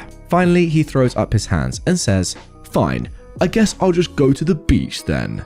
Like, yeah, dude, I feel so sorry that you left planning your vacation activities until you were on vacation, clearly have issues being told no, and now your only option is to enjoy a stunning beach in one of the most beautiful places in the world.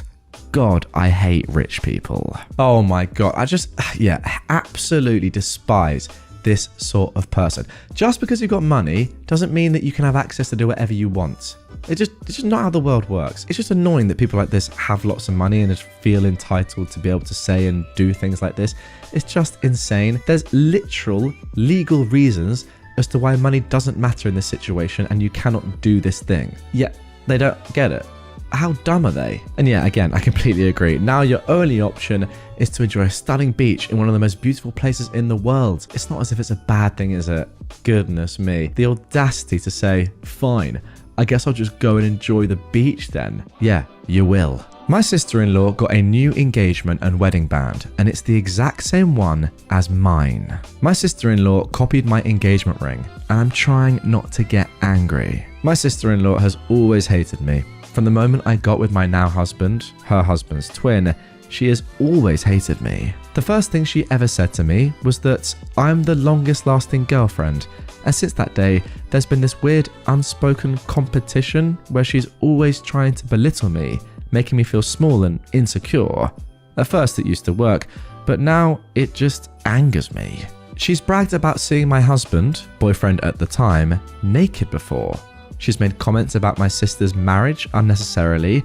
She's just jealous or something and has always said something to demean me. She goes and changes into outfits that match mine and literally copies me in everything. Well, me and my husband got married recently and he bought me a new ring because of our new journey in life as we'd grown so much. And then today I went to my mother-in-law's house to celebrate someone's birthday and she's here with my husband's twin. I look at her and she copied my ring. Exactly. My husband bought me a new 5-carat pear rose gold double halo ring, and she has the exact same thing. I am so freaking angry. Also, an added note, she also copied our other sister-in-law's engagement ring. My husband has 7 brothers and the eldest got married first, and then she did, and she had, the exact same ring as that girl too. So I know this behavior isn't random or a coincidence. I'm trying to contain myself because it's not a big deal and it's just materialistic things, but I'm fuming and I'm so annoyed.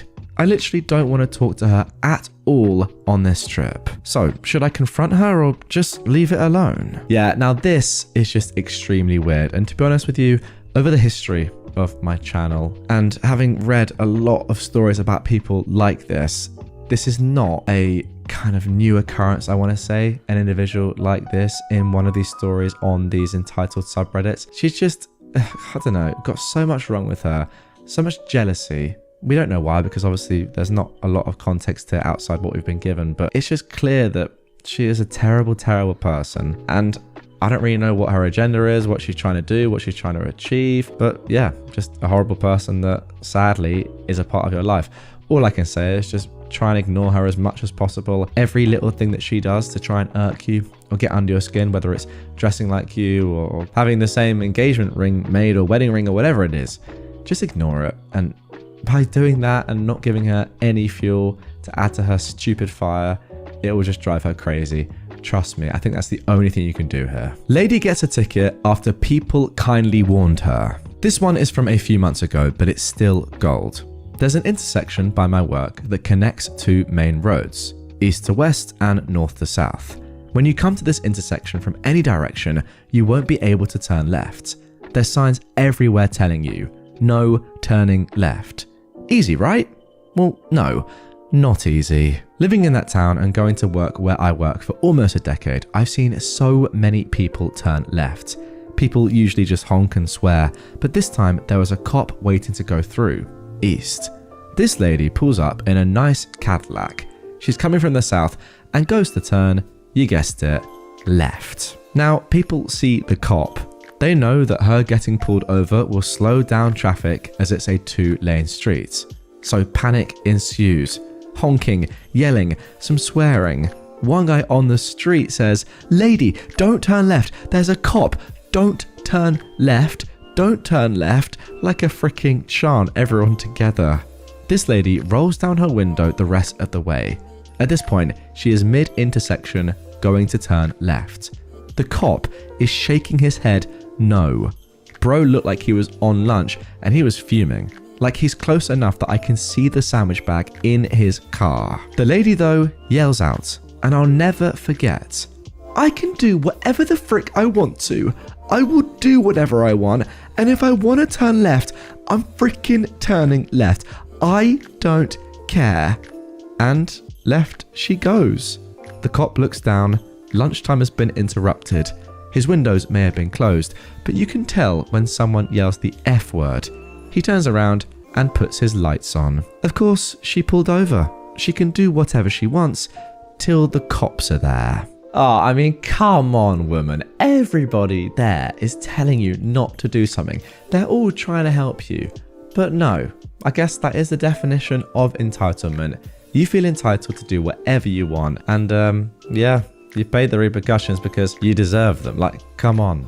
Even the cop is pretty much chanting, saying, "Please don't do it. I'm eating my sandwich, man. Just play by the rules like everyone else does." Or the majority of people try to, at least. Everyone's trying to help you, but no, I'm going to have to pull you over here. I'm going to have to do my job. And yeah, nobody really wanted that to happen. Apart from you, it seemed. It's just instant karma of the highest accord. And one thing is for sure, never interrupt a cop on their lunchtime.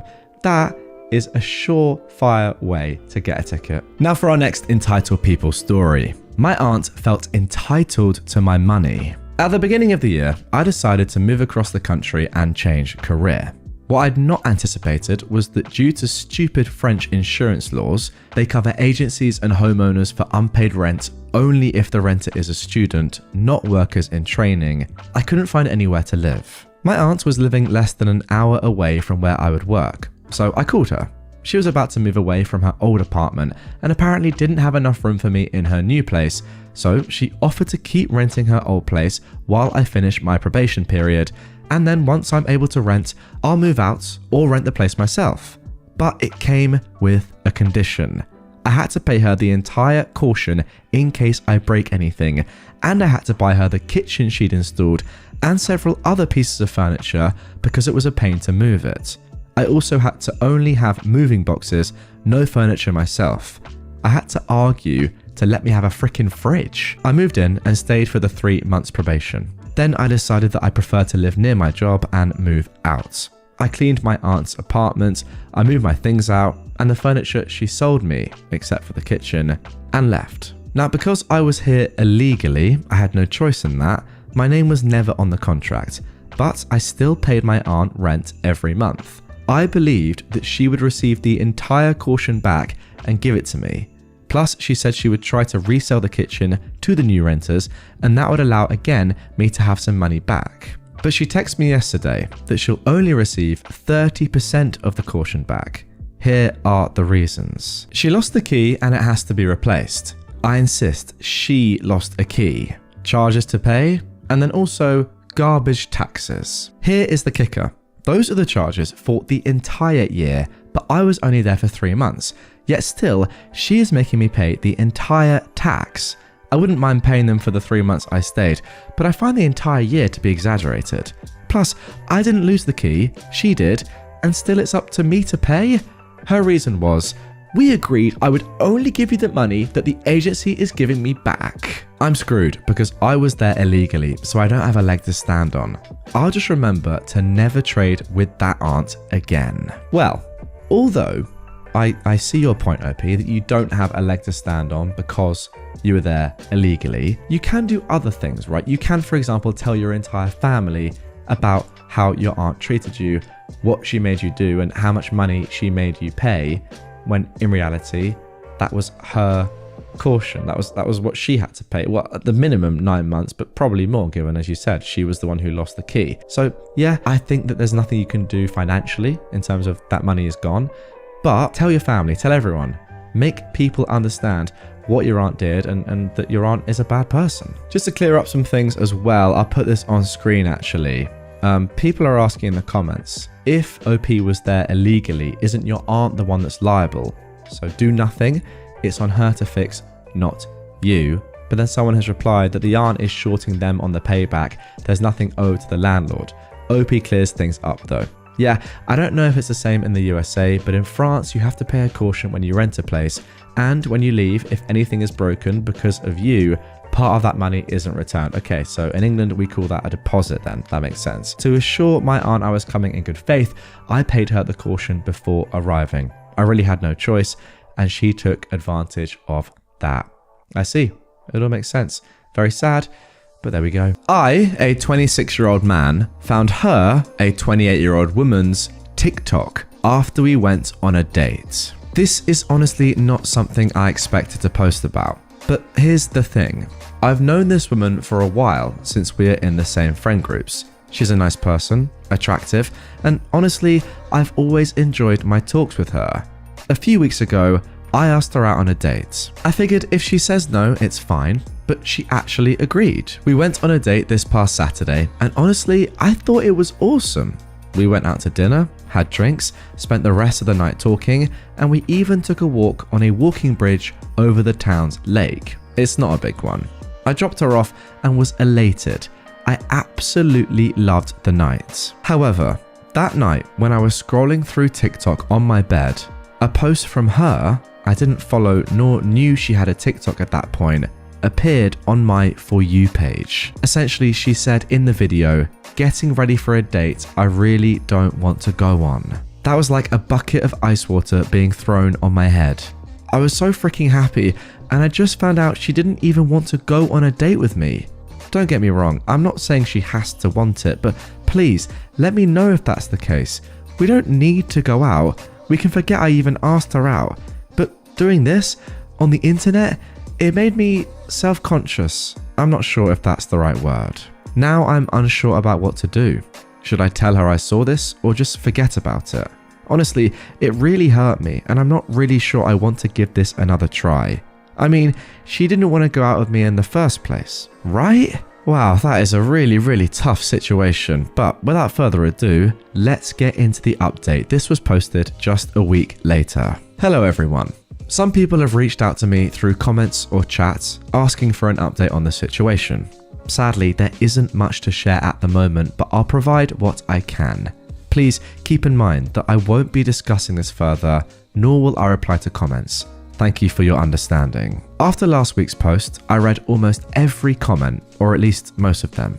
I'm thankful to all those who commented and shared a bit of their own personal story. Some people mentioned that anxiety is normal and feeling like not going out is definitely common, suggesting that I shouldn't look too much into it. While I agree with their perspective and see no fault in not feeling like going out, what bothered me the most in this situation was having to post a TikTok for a significant audience. I am a private person by nature, and even my social media accounts, like Instagram, only have one single post. I don't really like to overtly share, nor do I want to be with somebody who does. It's completely fine to share whatever you want, I just don't want to be a part of it. So, I decided not to contact her. I chose to pretend I'd never seen the post and let things be. I understand a lot of people might think this isn't the best choice, but I feel it's the best course for both of us. Last Thursday, a few friends who also happen to know her invited me for drinks. We went to a bar, and while we were eating and enjoying our drinks, a mutual friend asked me how my date went, as our circle was aware that we were going on a date. I didn't want to say much, so I just replied, "Oh, it was good, but I don't think we clicked." This friend followed it by saying, "We figured," which made me feel rather uneasy. When I asked what he was talking about, he hesitated, but eventually said that they had seen a TikTok post from her about not wanting to go out. At this point, I didn't really know what to say. This situation is just incredibly messy for me, but there's not much I can do about it. Still, I wasn't going to mention it, nor did I try to look up if there was any update on her part. In fact, I deleted TikTok after that incident. It just wasn't doing me any good. Nevertheless, this past Saturday, she sent me a text. She mentioned that she enjoyed our date and asked if I wanted to go out again. I understand that she clearly stated that she enjoyed our time together. However, I don't want to be with someone who exposes so much of their personal life. It's not something that would be good for me. So, I decided to tell her the truth, and I sent a text explaining that while I absolutely enjoyed our date, her company, and that I thought she was an amazing woman, her post from the night of our date came across my For You page on TikTok, and it made me feel really self-conscious. While I understand that she enjoyed the date, contrary to what she felt at the time of the post, I didn't feel comfortable going out with someone who had such a high level of exposure online. I wished her the best and expressed hope that she finds someone whose lifestyle aligns with hers. She has read the message and left me on read ever since. I don't think she'll reply, and I don't think we'll have a lot of social interactions going forward. I'm sorry if this wasn't the update you guys were expecting, but yeah, sadly, that's what the situation became. Anyhow, I wish everyone a good day. Okay, wow, what a post to start things off. First of all, I've got to say that usually I try and keep my comments relatively short and concise on these episodes, but I have so much personal stuff to say about this that I don't think this is going to be short. First of all, I literally know someone who's been in this exact position before. It's actually one of my good friend's brothers, and yeah, he was in this exact spot, dating someone who posted about their dates and, well, her dates with him on TikTok. It's a very, very weird spot. I mean, this person has quite a few thousand followers. We're talking tens of thousands here. This is a relatively big account, and yeah, he knew that after going on a date with her or texting her or, you know, just his feelings towards her or her feelings towards him, it was going to be public through her TikTok account. And that was obviously pretty weird. It was also weird for us, right? Watching these videos from her. She's American and he lives in America. But yet we were given an insight into their dating life. It was just a bit strange given that we knew the person that she was talking about.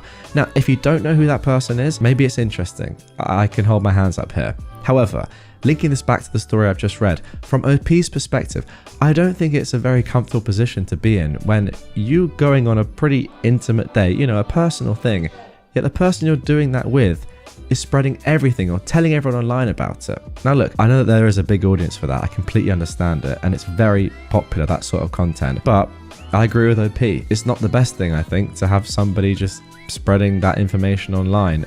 I don't know. I kind of agree. For me personally, I don't give out too much information about myself online, if I'm being pretty honest. I actually don't give out that much at all.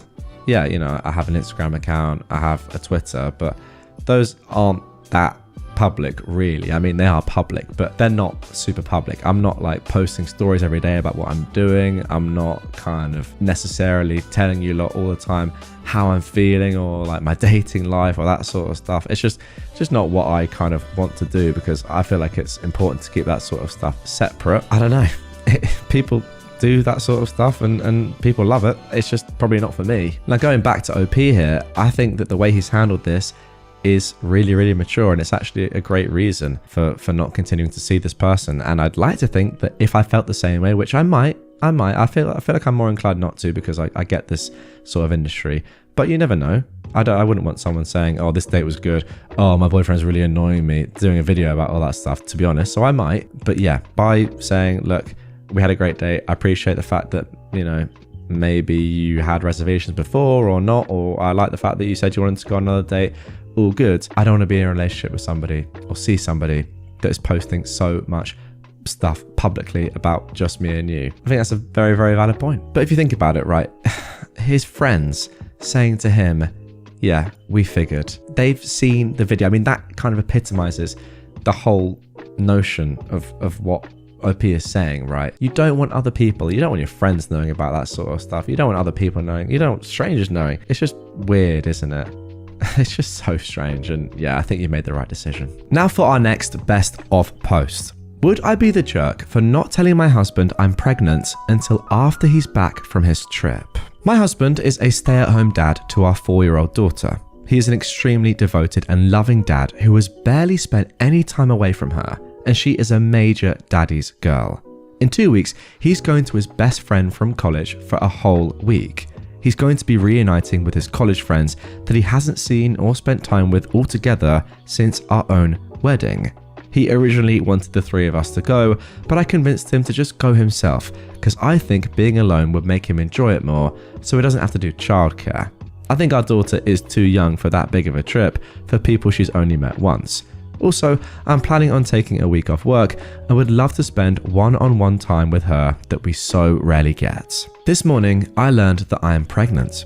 We've been trying for some time now and really want lots of kids, so I'm over the moon, and I know that my husband and daughter will be too. I've not told my husband yet. My first pregnancy, he was a huge prepper, and when I first learned I was pregnant, he went into overdrive with preparing, researching, and taking care of me.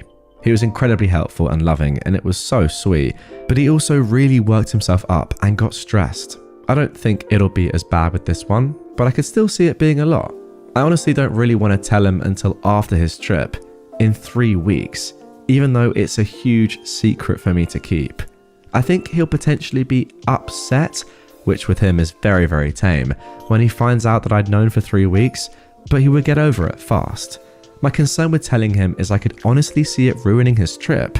I can just imagine the constant texts asking me questions for the millionth times, or sharing his most recent thoughts. I really, really want him to have a chill and fun trip and be able to decompress. And for myself, I want to be able to just focus on having a great time with my girl. But I also don't want to just hide something so hugely important to our family from him, since he obviously deserves to know. I can't really decide. Would I be the jerk if I decided to wait to tell him until after his trip?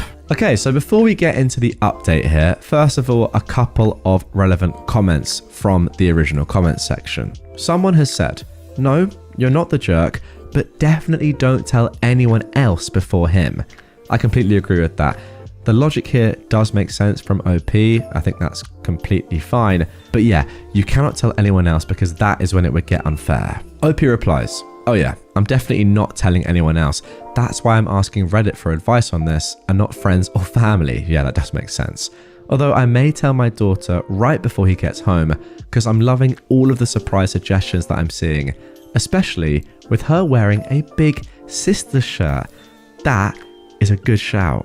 Someone else has replied to that saying, I love the big sister shirt. If she's not reading yet, you can have her help you make it, then tell her when she's putting it on to show him that it has a secret message for daddy to read out loud to her.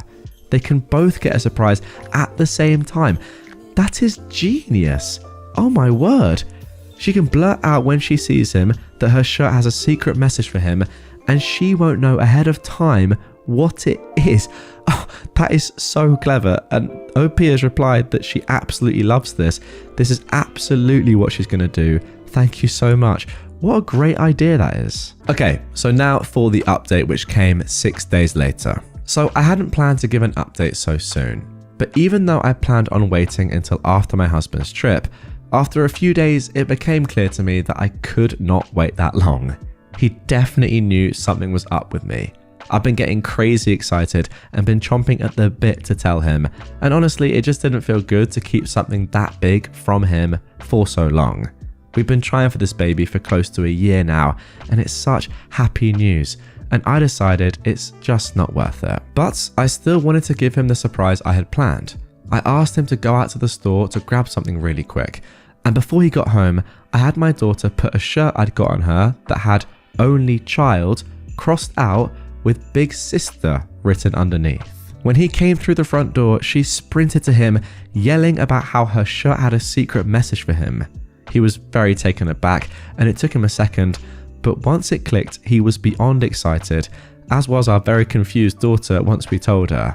She started dancing around the house, singing about having a baby sister, which she is adamant it will be, and it was just a really good day. He's still going on his trip and has not been even close to as stressed as he was last time. If anything, he's looking forward to it even more now because he knows it's going to be a last chance to really decompress before things become a whole lot crazier. Thank you so much everyone for all of the lovely comments and responses that I got. I really appreciated them. I showed my husband the post and admitted my original plans, and he got a big kick out of it, but he's very glad that I told him before the trip. Thanks again. Well, there we go. If you were after some wholesome content today, that's it. You just got it. That was just a beautiful story. I just love that. Sometimes Reddit can be a pretty toxic and negative place, but it's good to remind ourselves that a lot of good stuff does also exist on the website like that. That was wonderful. I mean, honestly, like the amount of stuff, you guys know this, the amount of stuff I read about entitled parents, like entitled kids, just rude people and terrible people in general. Then you come across a family like this where, you know, even on a subreddit like AmITheJerk, sometimes a lot of the posts are kind of negative, or you're like, yeah, this is kind of not great anyway. I mean, some people are in the wrong here, some people are not entirely sure. This is just someone genuinely asking, should I tell him now or later? Because either way, it's going to be an amazing thing, but could I potentially make something that's going to be amazing as well, his trip away, a little bit worse? Just great. Just like a healthy relationship, a lovely family, very enjoyable stuff. I agree with you as well, OP. I think that, you know, it wouldn't be as stressful this time. I'll try and put myself in that situation. Obviously, it's tough because I'm not a father. However, one day I may well be, and I think if I am to become a father twice, the second time would be a lot less stressful. I can imagine myself being a little bit like OP the first time, just wanting to make sure everything's okay, being, you know, on top of stuff, asking loads of questions, trying to sort things out. But I feel like once you've done it once, the second time is a lot easier and you know more what you're doing. So yeah, I reckon he's going to enjoy the holiday a lot. My ex-coworker told our department about my sex life, so I told her boyfriend she cheated on him. I used to work in a factory. This chick was my age. I thought we were cool. I told her about a time I used a cucumber as a you-know-what. I used a condom, don't worry. I believe that everyone has some wild sex stories, and it's nothing to be ashamed of. Her and my old team would talk about wild things all the time. We'd laugh about it and move on. I quit that job and went back 2 weeks ago thinking I'd want the job again. I saw her in the break room and I didn't say hi because I was talking with someone else and I don't want to be rude. I quit that day because I realized I still hated that job. I'm assuming that's why she told the whole department, not just my team, that I screwed a cucumber. I found this out last night through a mutual friend. Normally, I wouldn't let this bother me, but the fact that she told the people who gossip to everyone after I quit struck a nerve. seemingly because she felt entitled to me saying hi. We weren't even that close. I put up with a whole lot of BS at that job, and I'd be danged if I still had to after I quit. When I worked there, she cheated on her boyfriend, who also worked there, with our co-worker. Everyone knew about it, and they'd brag about it to everyone. I didn't get involved because it wasn't my business. I found her boyfriend's social media last night, and I told him about her cheating. Now she wants to fight me outside of work, and the co-worker she cheated with is mad at me for causing issues for him at work. We all warned them what would happen if they got together. The whole team is chaotic at the moment, which is what my mutual friend texted me. I'm sure that my cucumber story isn't that important anymore. Well, there you go. That is as fair as it gets. That is the definition of an eye for an eye. It's petty, yeah. Is it justified? 100%. As the top comment says right here, living in glass houses and throwing stones is a dangerous business. I completely agree. Why would you do this sort of thing when you know that you're cheating and you know that the person that you're telling these things about also knows that you're cheating? It's so dumb. Obviously, easiest form of revenge would be that person telling your boyfriend or getting in contact with your boyfriend and saying, yeah, by the way, just so you know, you're being cheated on. How dumb are you? Neighbor blows air horn at dog, and my brother has the sudden desire to practice his guitar on the back porch. So, I've lived in this house for 2 years with my brother. The neighbors work nights and have woken us up every morning they have work. See, their driveway is 5 feet from our bedrooms. They like to take Bluetooth phone calls in their cars when they get home. I can hear these calls on the opposite side of my house, let alone 5 feet away through my bedroom wall. When I got my dog and she started deterring the phone calls by barking at them when she was outside, I kind of thought it was funny. Until the neighbor guy started blowing an air horn at her. The first time I took it as a sign that I was being a bad owner and installed dog bark deterrents outside. Thing is, this guy leaves his house to do yard work once a week and get the mail once a day. I bring her inside whenever I see him outside, but sometimes I don't catch her in time. The dog bark deterrent battery died earlier today too, so I'm relaxing in my living room and here comes the air horn. My brother got sick of it and felt a sudden compulsion to set up his guitar and amp on the back porch. 15 minutes into his impromptu concert, I hear yelling. I go outside and the neighbor is screaming at my brother that he's a jerk and he already spoke to me, a lie, and said that if he's outside, then bring the dog inside. He and the wife, who had been hoovering by the door, storm inside. My brother is considering practicing every afternoon when he comes home from work. Well, yeah, I think it makes complete sense. There's only one way to get better at the electric guitar, and that is to play it extremely loudly when you come home from work. Ideally, outside. Simple as that. It has to be done. Look, these guys know, they must know that they're being inconsiderate. And it probably works both ways, right? You know, if you do work a night shift, then I imagine that the worst part about it is trying to sleep in the day. Well, one of the worst parts for sure. Guys, if you've ever done night shifts, let me know in the comments down below, because I can imagine that there are a lot of natural disturbances. You know, life is obviously louder in the day as more people are awake. But you would think that knowing that, these people wouldn't be loud to their neighbors right in the middle of the morning when they're coming back from their shift, right? Because they know how easy it would be to flip the script, as we're seeing from OP's family. Come on, like the first story, don't throw stones in glass houses. So dumb. You know what I reckon your brother should do? Listen very closely to one of the Bluetooth calls and then make a song all about it and just play it to them. See their reaction then. I bet they'd love it. Ditching a family vacation in favor of going away with my husband. Every year, my family likes to plan a big vacation together. It's usually my mother, my sister, my brother and his wife, my daughter, her husband, and my grandbaby, and finally me and my husband. We also have open invitations to other various relatives. This year, they wanted to do an all-inclusive resort in Aruba. It was settled and tickets were purchased. While I don't mind going on vacation with family, I have some qualms with the various parties who are attending. Let's start with my mother, who is up in age but hasn't really taken the best care of her body. So she has weight problems that have affected her ability to walk. It's also led to sleep apnea. This means that she can't walk very far without taking tons of breaks and will fall asleep anywhere, which isn't a problem, except every time we plan an activity that requires some level of physical fitness, she discourages us from doing it and she can't take us having fun without her. So we end up scrapping our plans and doing whatever activity she feels she can do. Then there is my brother, who wants to go and can't afford his own way. This leads him to scrounge off my mother to find a way to go. Usually, it plays itself out as he says he is going, his ticket gets bought, and everything else is paid for, and then my mother will have some sort of emergency where we need to help her out. We basically end up giving her close to, if not more than what it costs for my deadbeat brother to go, and then we spend the rest of the vacation paying for him and mum through meals, tickets to attractions, and anything else that tickles their fancy. Now that you have some background, let's get to the jerk/revenge part. As we get closer to the trip, I get rumblings of my mother needing the cash for house repairs. Then my brother has to quit his job to go on the trip because the man won't let him off, and my daughter and her husband booked the honeymoon suite. As all of this is going down and we confirm flights, accommodations, and excursions, I just nod my head and agree. The day of the trip, we all head to the airport and get through security. As everyone turns left to go to their gate, me and my husband turn the opposite way. They start quizzing us as to where we're going and if we're getting something to eat so we can bring them some. So I just turn to them and say, we've decided to go on a cruise out of Miami. See you guys in a couple of weeks. My daughter is irate and says, who is going to watch the baby while we enjoy our second honeymoon?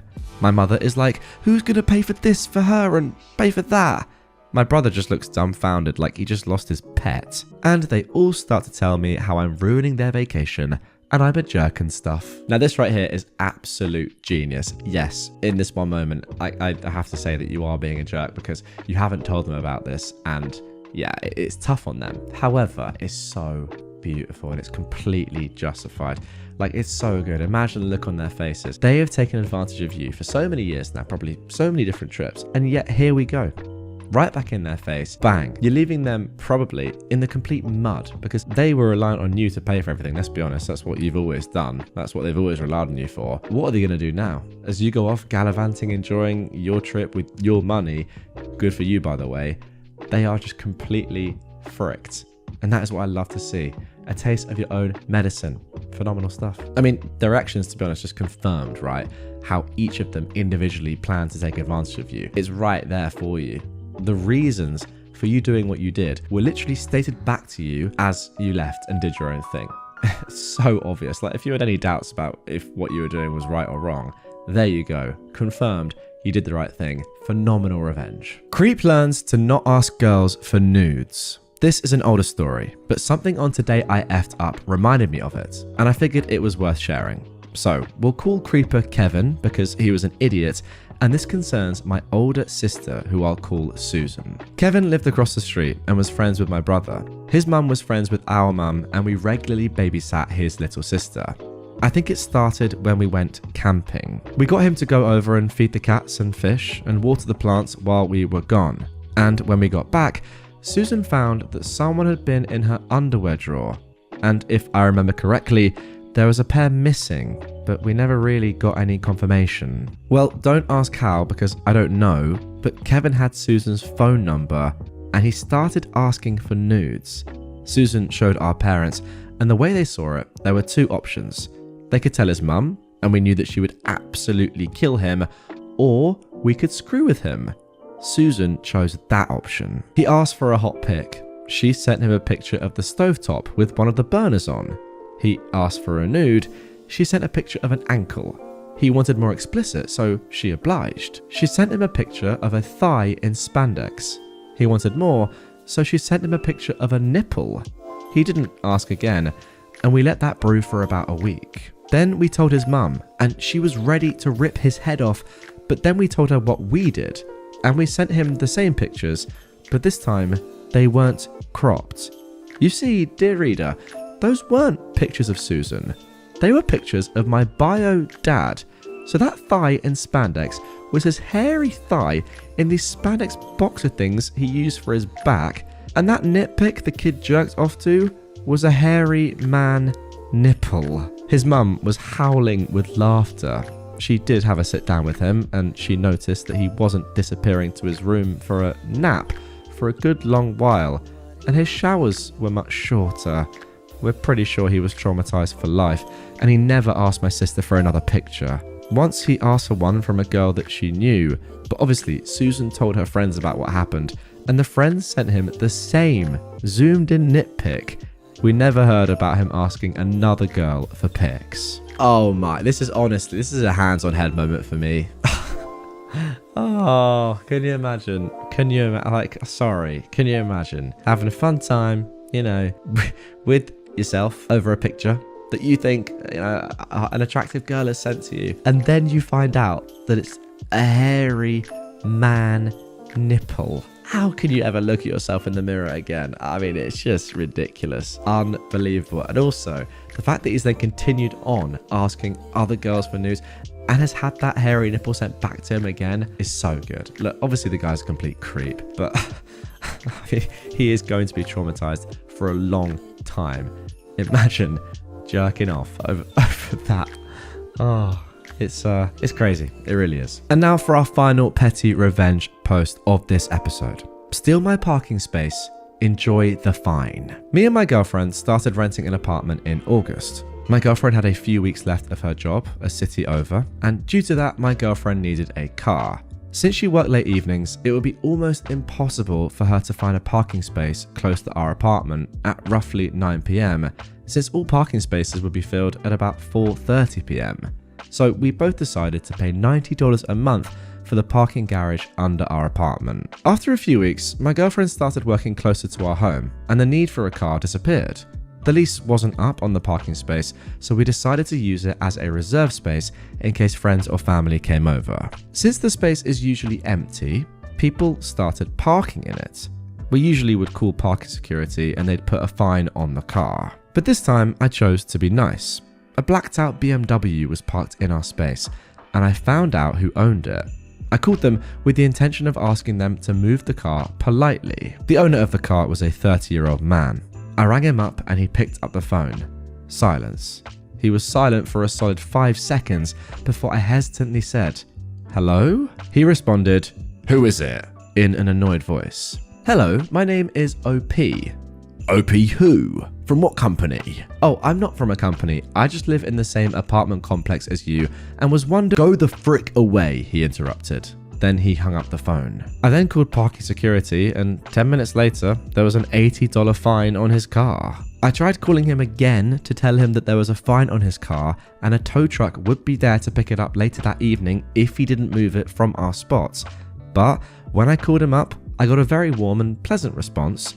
"Stop freaking calling me!" And he hung up. Later that evening, I saw a nice blacked out BMW on the back of a tow truck. Oh, and a little update to when this one as well. One of the other times this happened, I took a photo of the car.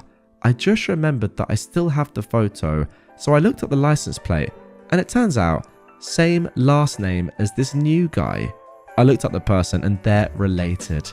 The apple doesn't fall far from the tree, I guess. Oh wow, I mean, yeah, this is good revenge, but it's not really revenge at all, is it, if we're being honest with each other? This is just what you would do in this situation. Ultimately, you didn't even have to be polite in the first place.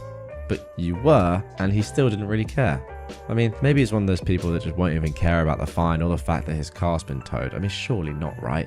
Surely it's worth just, you've heard that someone's from your apartment. Are you that much of an arrogant idiot? And I want to say something a lot stronger there, but I'm not going to swear. That just says, "Oh, I don't care for my apartment, just F off." And then you get that same call again and you still are not inquisitive at least, or maybe someone needs your help or something like that. Or perhaps you realize that you've parked in a space that you don't pay for or own. Maybe it's to do with that. I mean, come on. It's ridiculous. And yeah, ultimately the guy's car deserved to be towed. What an absolute tool. It's funny, I'm just looking through the comments. A lot of people are saying that, oh, what a surprise the guy's insert swear word here. He drives a BMW. Tough. Do you agree? Get in the comments down below. I don't know about that. I don't know too much about cars, but I know that BMW drivers do have quite a bad rep. But yeah, there we go. Am I the jerk for giving a fake name at Starbucks? Alright, so I am a 22-year-old man and I think this whole thing is ridiculous. But my girlfriend is really angry at me, so here we go. I don't like giving my real name at places like Starbucks and similar stores, where they shout out your name when the order's ready. I can't tell you why. I have a normal, reasonably common name that I like fine enough, but for some reason it majorly creeps me out when a barista shouts my name through a room full of strangers. I guess it's just some harmless quirk I have, at least to me. So whenever I'm at a store where they want your name, I say it's Tom. That's literally the name I use. Nothing inappropriate or outlandish, just plain Tom. I know I am meant when they call it, as I always use the same one, so there's no confusion or anything. They yell Tom, I get my drink or my food, and it's never been a problem until now. A couple of days ago, I was at Starbucks with my new girlfriend and ordered our drinks while she sat down. I gave them my fake name, as always, and when our order was ready and they shouted Tom, I went and got it. My girlfriend was a bit confused and asked me if I went and got someone else's order, which is fair enough. So I explained the thing to her and thought that was that. But she got really angry. She says it's really disrespectful to lie like that, and that I am making everybody in the store out to be creeps who will do something bad if they know my name, which is not at all what's happening. I just don't like when they yell my real name, so I found a harmless way to get around that. But she can't see it like that. She thinks I'm a pathological liar who is way too suspicious of everyone and I need to stop. I really can't see the problem she has. It's really not that deep. I don't think I'm hurting anyone, or am I? So yeah, I'm really confused by her reaction and asking myself if I'm the jerk after all, for some reason I can't comprehend. So Reddit, am I the jerk for giving a fake name? No, in my opinion, you're not. It's not as if you're giving a stupid name, right? If you were taking the mick and just trying to be funny and cool and trendy, then I say, yeah, you are in the wrong, because there's no need to do that. However, nobody is getting offended by the name Tom, are they? That's completely fine. Your reasoning is completely fine. If you fully explain this to your girlfriend and she doesn't get it, then suck her off, mate. She's clearly weird. It's very easy to understand why you do this. And by the way, it's fine if she doesn't agree. Your reasoning makes sense. If she doesn't understand that, that's on her. Am I the jerk for telling my husband I find him disgusting and I want us to sleep in separate beds? My husband and I welcomed our second child 4 months ago. With having a new baby, I'm extra cautious about germs and cleaning. This got me thinking about my husband's shower routine. He would take a shower in the morning and go off to work. He's a chemist, so mostly desk job, but sometimes he walks outside from one building to the next. They're less than a block away. We live in humid, hot Florida, so of course that adds some inevitable perspiration to the equation.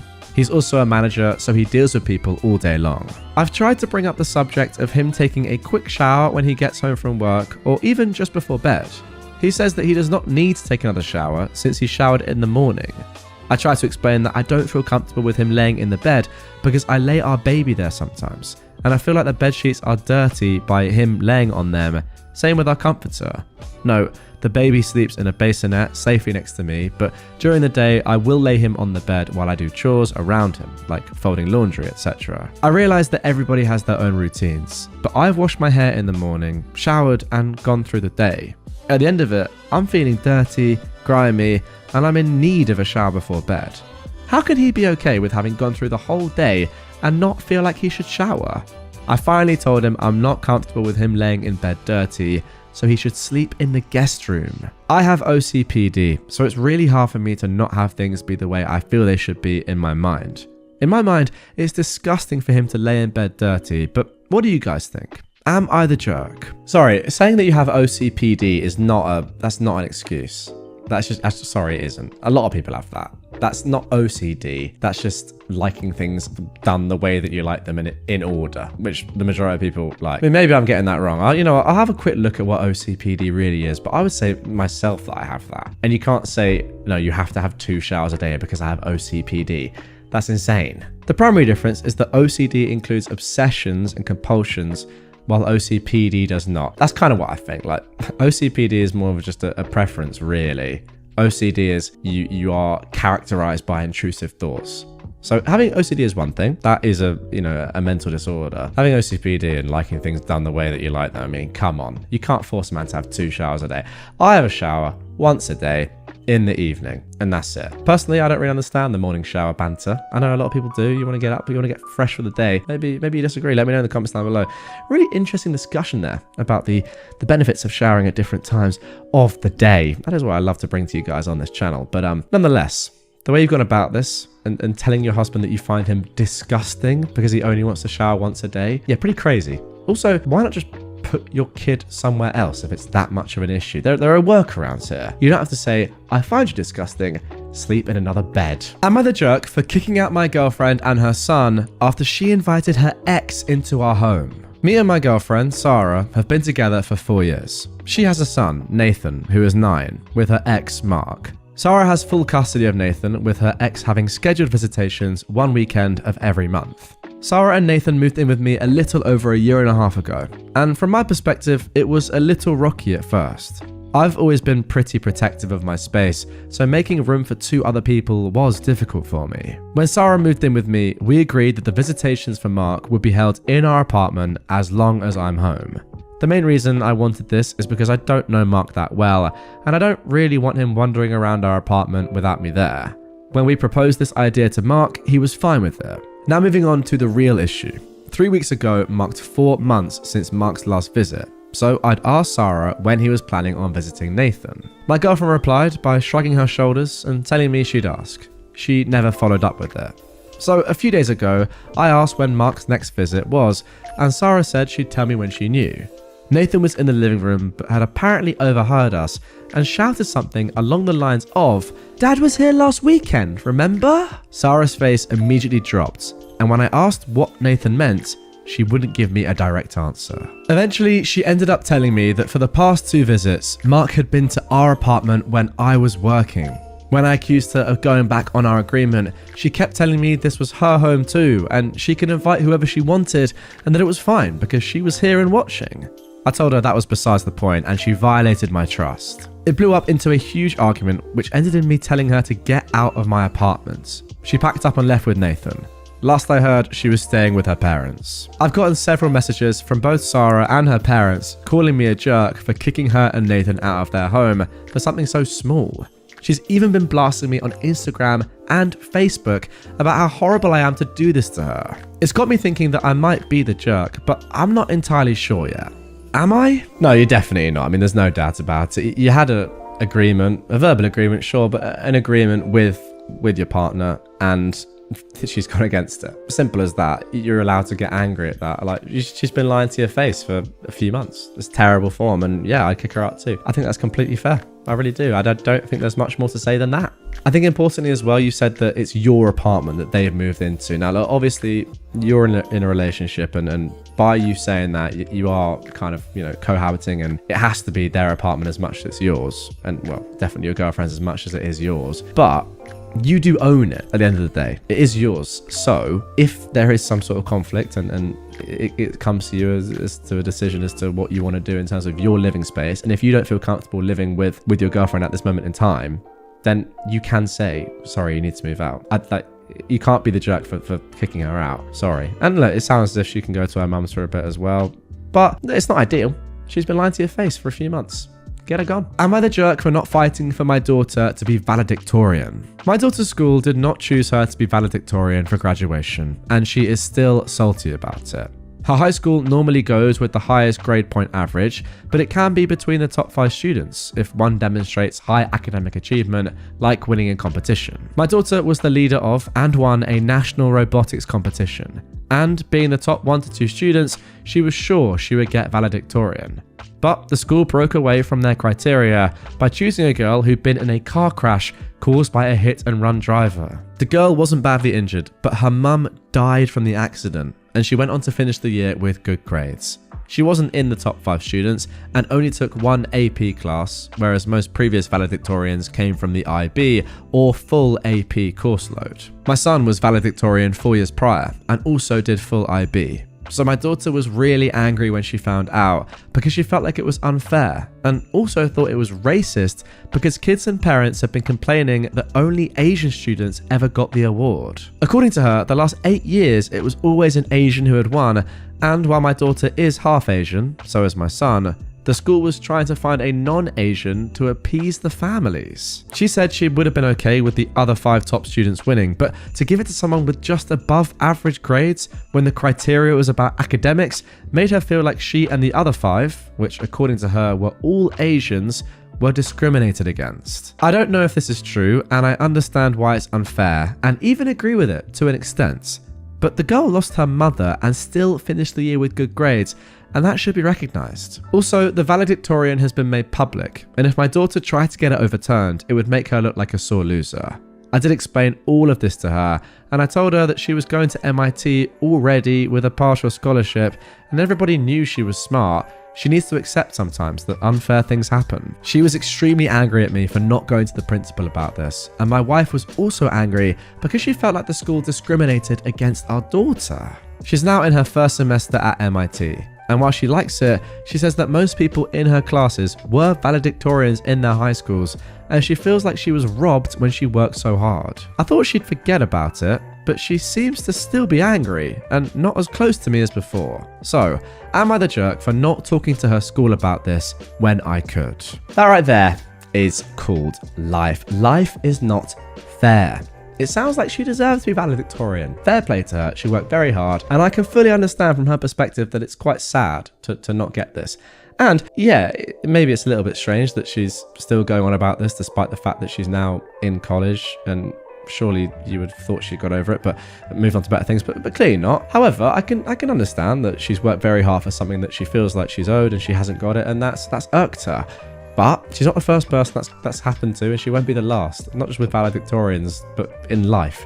I'll be honest, I don't know how important or meaningful valedictorians are in American high schools. You'll have to let me know in the comments down below. But I mean, we have something similar, I think, which is like head boy, head girl in school, and people really want to get that sort of stuff, but sometimes they don't, even though they deserve it. And by the way, the person that did actually get it is pretty astonishing, right?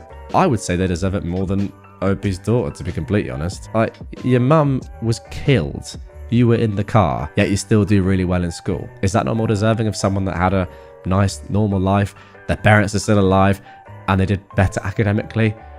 I don't know. It's a tough spot, but I think for this argument, it seems reasonable. The only thing that I could say was that if you really wanted to, you could ask a question about the Asian thing and the discrimination. I mean, I don't see how it can be, but who knows? I mean, we're missing context here. I think really your daughter is clutching at straws a little bit with that, but who knows? I mean, there could be more to that. But yeah, I don't think that's reason enough to say that, no, you should have really gone to the school and protested and said, what's going on here? The fact of the matter is, someone else won it, and that's life. I mean, can you imagine, though, if you did protest, how bad that would look? You're protesting against someone who's, I mean, I don't know why, it's not funny. It's kind of funny, as in like the irony of the whole situation. You protesting against a girl that did so well after her mum was killed in front of her about her being a valedictorian because your daughter got better grades. How bad would that look? So yes, good thing that you didn't do that, let's be completely honest. And yeah, as I said, that is life. Entitled sister-in-law tries to take credit for large cancer fundraiser donation. So, context. My mother has a friend that has terminal cancer. She got diagnosed about a year or so ago, and it recently went terminal. She only has a few months left. So her friends and family decided to have a fundraiser in her honor to help cover medical / afterlife / bucket list costs, as well as help the family out after she passes. This lady is an amazing person. Everyone in town knows and loves her. She's a hairdresser and has been doing my mum's hair for ages. My mum has been a big part of the planning and fundraising for this event. There are a handful of this woman's friends and family taking part in it. However, most of them live an hour or so away, so the businesses and people they are getting donations from are not in our town, and they don't know anyone. So, my mum took it upon herself to call dang near every business in town. Family-owned shops and restaurants, chain shops and restaurants, travel agencies, insurance agencies, big places of employment, etc., as well as donations from the general public. She even got our local Walmart to donate. She's gotten everything from small items, gift cards, whole baskets, massages, discounts. She even got our local airport to donate 2 30-minute airplane rides around our country. That is phenomenal. And the latest place to donate was our bowling alley. The guy who runs and owns the place is amazing. He also coaches both our high school bowling teams. When my mum called him, he said that he's going to take a bit to think about what to donate, because he wants to do something other than just a free bowl or two. He ended up ordering 2 new bowling balls and is donating them along with 2 one-hour bowling parties for 10 bowlers. That's like a $400 donation overall, at least. So anyway, he told her last week when he called to confirm what he's donating to call back in a week, today, to check if it's in and if she can come and pick it up. She's been posting thanks on Facebook for the donators and telling them what they've donated to kind of give a peek at what the auction baskets will include. So she called today to ask if it's in and if and when she can pick it up. She was informed then that someone already had. My mum was not made aware that someone else was picking it up. She posted about the donation on Facebook and added in the group chat that they have for their friends and family. No one outside of that chat knew that she hadn't picked them up yet. So she messaged them all asking if one of them had grabbed it and forgot to tell her. But they had no clue what she was talking about. We thought maybe some jackwagon saw the post and decided to take it for themselves. I called the owner and asked if he knew who picked the stuff up, and he said Janet. He said that since she was family, he thought that we'd sent her. My mum texted the group chat asking if anyone knew who she was, and it turns out that she is the woman's husband's sister. This sister is not in any of the group chats and hasn't attended any of the meetings regarding the fundraiser or the planning. The woman's daughter is in the group chat and is very active in the planning and the fundraising. She called her mum and asked if she heard from the sister and if she's seen the bowling balls or certificates, and her mum said that the sister had actually brought them to her home, saying that she had got this huge donation from the bowling alley. Now, none of the other donations have been going to her house. We don't want to clutter up her house and cause her stress trying to help plan, so the friends and family have been keeping the stuff at their houses until it's time for the fundraiser. So there's no other reason for her to take them to her house other than to take credit for it. I just don't understand why she would take it upon herself to go and pick up a huge donation that she didn't take part in without telling my mother, the one who got the donation, that she didn't need to go and pick it up because she had it covered. She took it straight to the woman's house without asking the group that's planning where we're storing the donations.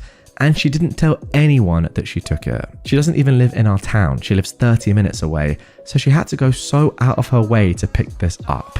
She took it to her sister-in-law's house, trying to take credit for this huge donation when she hasn't put in a lick of work for this fundraiser, and left us worried that someone else had just taken our donation and ran off with it. Honestly, after reading this, I kind of would have rathered it be someone just steal the donation and keep it for themselves. This, if anything, is worse. At least if someone went and just stole the donation, you'd say, you know what, that's a real shame. Isn't it so sad that these things happen and people out there exist?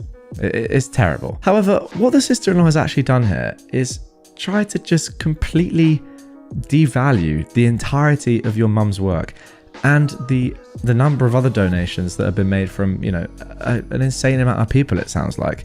If she is claiming this as her own, what does that then mean for everybody else who's actually done the work? Do you kind of get what I'm saying? So yeah, although I'm sure you'll get the donation back and that's unbelievable, the fact that she has put this doubt perhaps into the woman's mind, into everyone else's mind about who's actually raising the money or what's going on here is crazy. It's so much more selfish than if some randomer had just stolen the donation in the first place. She knows the level that your mum has gone to, the effort that your mum has put in to get these unbelievable donations. Yet she's still done this. The audacity. Not just the program that I'm using to record this audio on right now, niche joke, but the audacity. I am at a loss as to what to do with my wife's request. My wife and I have been married since 2001 and been together since 1999. She is the most intelligent, thoughtful, caring, loyal person I know, and I've always thought of myself as fortunate to have met and married her. She is, even today, aesthetically beautiful, and men have told her this throughout our marriage. She's always shot them down. Now, earlier this year, she was diagnosed with uterine cancer, stage 1, and had a full hysterectomy. I was never concerned about the cancer. It was diagnosed early, dealt with quickly, and she made a full recovery. I took time off work to look after her after the surgery, and all seemed well. There were some to be expected emotional instances on her parts, and although I am not an emotional person, we dealt with them together. After her recovery, she was insistent that we start living life to the fullest, and took a 10-day trip to Europe, followed by a trip to Belize. We also have a trip to the UK and Spain and Portugal later this year. Now, I'm fine with these things, building memories and crossing bucket list adventures off of her and our list. I also understand that these are a result of feeling fragile on her part. She also took up yoga, swimming, and healthy cooking classes. I was fully on board. Until last week. Last week, she came home from work and told me she wanted a hall pass, a one-time opportunity for her to have sex with someone else besides me. She said that since her cancer diagnosis, her outlook on life has changed and she doesn't want to be handcuffed from doing things she wants to do. She explained that there's a guy at her work that she's always had some attraction to. He is leaving the company and she'll never see him again, so this is the perfect opportunity to sleep with someone else. She said that I could say no, of course, but that she would be mad and disappointed at me for an indeterminate amount of time, and that it would be confirmation of my male toxicity and insecurity. I don't consider myself to be toxic, and if not wanting your wife of 20 plus years to have sex with someone else is insecure, then guess I'm insecure. I told her that I appreciated her talking to me about this, but approval via coercion is not approval. I also said that I do not appreciate her language in describing my, as of yet, unknown reaction to this very large issue that could affect the rest of our marriage and life. I got up in the morning and she basically said that she was sorry for putting such a large decision solely on my shoulders, and that to help, she was taking the decision away from me. She booked a hotel near where her co-workers are having a party / send-off for this guy, and she would spend the night there with him and hope that I would be here when she got back. That she would answer any questions I have about the night after it happened, but not before. She will not tell me who he is or anything about him because she knows me too well and that I will dwell and obsess over him, and that would make it too real for me, which is pretty accurate. Her POV is that the less I know, the better, which contradicts the offer to tell me anything I want to know after it happened. I think she knows I won't want to know or ask anything, or she simply just won't tell me. Part of me thinks at least she's been honest with me, and she's been through a lot since finding out she had cancer, so maybe I should just let it happen. I certainly have no concept of what she went through, so I cannot dismiss how this affected her mental state or outlook on life. Part of me wants to put my foot down and say this is not going to happen and deal with those consequences when they happen. Her BFF called me callous for even suggesting that I wouldn't let it happen because I have no idea what she went through. I find it hard to believe that she is okay with the possibility of throwing away 20 plus years of marriage over some guy that she has had no relationship with outside of work, and that I should just call her bluff. Maybe she thinks similarly, that I won't throw away the marriage because of one encounter. I just don't know what to do. I empathize with her, and then an instant later I'm angry with her. Part of me wants to know who this guy is. What does he look like? What has he got that is so enthralling for her? Is he just a safe option? Is he married? Does his wife know? Would I be a callous jerk for saying no? What can I do besides walking away? Okay, now, where do we even begin? Now, of course, this is best of Redditor updates, so we're gonna get a lot more content here. But off the rip, I've gotta say, what a load of absolute rubbish. I know multiple people, multiple couples in which one of them has gone through cancer and they survive. And they don't just then go, you know what? Yeah, I've survived this. I'm not gonna go around shagging like a legend. They just don't do that. It's very abnormal. Now, the whole part about your wife ticking things off your and her collective bucket list is great. Traveling, making her realize and making you guys realize that life is short. It can end at any moment. It's good to do things you want to do whilst you have the chance to do them. Completely fine until you get to having sex with one of your co-workers, forcing your husband to be okay with it. That's probably a little bit too far. At that point, I think, how about just end the marriage and move on with your life? It's just very, very strange. What I love the most, and by love I mean just cannot get at all, is her saying, no, you have to let me do this because, by the way, I had cancer and therefore you have to let me cheat on you. It's on you. Like her saying, you know what, I'm just going to take the decision out of your hands. Don't worry. I'll just take the decision out of your hands. Don't worry about me. It's so great. I love it. Nonetheless, let's carry on and let's get into this comment which was posted on the original, which I think is really, really good. Kind of think this is the way your marriage will be from now on. With her epiphany, she wants to relive her life and she's going to do it regardless of your feelings. I think she's being rather selfish and probably only threatens this because she thinks you are beaten down and will simply put up with it. Perhaps not the best time for trips and frills. She wants a single life. Let her see what that means. I agree. I feel like, obviously it's very, very tough for you. And I completely understand what you're going through in the sense that you say that 1 second you're like, no way am I ever going to let her do this. I'm going to call her bluff, go and do it. She won't. And then the next you're like, oh, well, I do love her so much. And she did also have cancer. that's going to be very mentally taxing. Oh, by the way, I'm not for 1 second saying that I know what that's like or how it feels or I can empathize with that in any way. I obviously can't. But I agree with this commenter. It gets to a stage where you've got to just say to her, yeah, obviously you're not allowed to do this. I don't care. And also, what's your best friend saying about you can't not let her do this? She had cancer. Again, terrible friend. Sorry, very obvious. You have to call her bluff. You have to just say, you know what, this is going to hurt me, but go and do it. And if you do it, that's the end. It is weird though, 20 plus years of marriage and that, wow. Now OP has actually replied to a couple of comments from the original saying this. She thinks because she'll never see this guy again and that I have never met him, supposedly, that it won't really affect me or our marriage in the long term. I'm left with accepting it and never viewing her the same way again, or going through a divorce at 54. Not really great options on either front. That is a very fair point. I don't know where her head is, and the bout with cancer is affecting her in ways that I couldn't possibly imagine. I don't think she believes I will leave. There we go.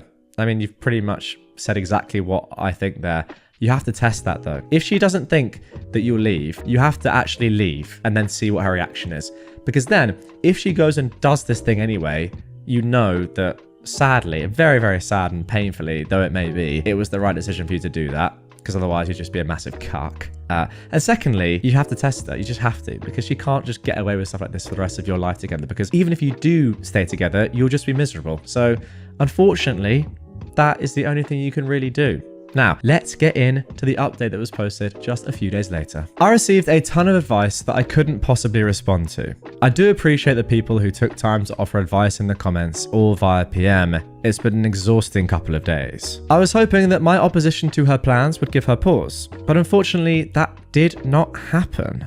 I said I am a hard no, and I'm not sure how I will feel about you if you go ahead with it. I was met once again with, this is for me, it will be one time. What can I say to help you deal with it? You'll get over it. We were meant to be regardless of the situation. Remarks leading up to Saturday. Some of the most selfish words there that I've ever heard, despite the fact that this woman went through cancer. At this point, I honestly don't really care. That's insane. So she left on Saturday, ostensibly to meet her co-workers, but in reality to screw the guy. I asked her to text me when she was leaving for the bar, and when she did, I asked her if she was really going to go through with this. After her response was this, I'm not answering any more questions tonight, I will see you tomorrow, I blocked my wife. Then, I did something either stupid or brilliant. I went to the bar where the get-together was happening. You know what, I love this. Well, not the bar, but a transit bench across the street. I waited for a long time.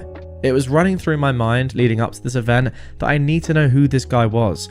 Maybe to compare myself against him, to see what he had that I do not. It was driving me crazy not knowing who he was and what was so special about him that she would ruin a marriage for. After what seemed like an eternity, a woman that I recognized from my wife's office left the bar and got in a cab.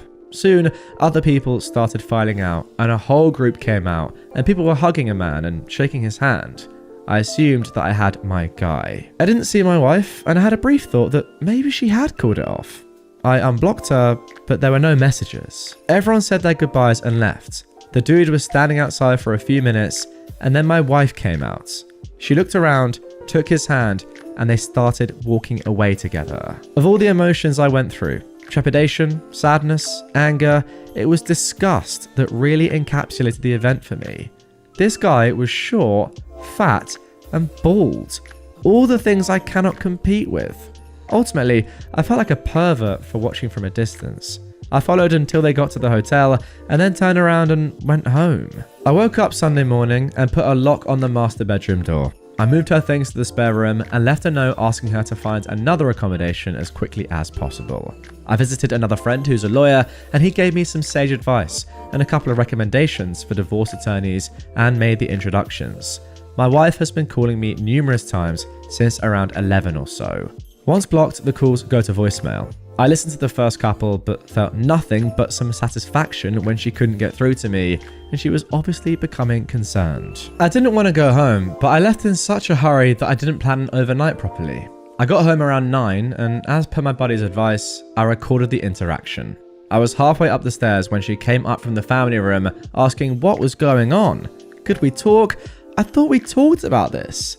I just answered with, I am not interested in discussing this tonight, and went to bed. After not getting a response from me through the door, she left me alone. I feel kind of like a child for not talking with her and shutting the door on her, but I just couldn't look at her. Monday, I got up and ready for work. She was waiting for me and asked if we could discuss getting back to normal. I said, "You've been doing all the talking for the both of us for the last week. Why don't you just continue?" And I left for work. I have an appointment with the attorneys that my friend recommended for this week. And there we go, guys. That is the end of that one.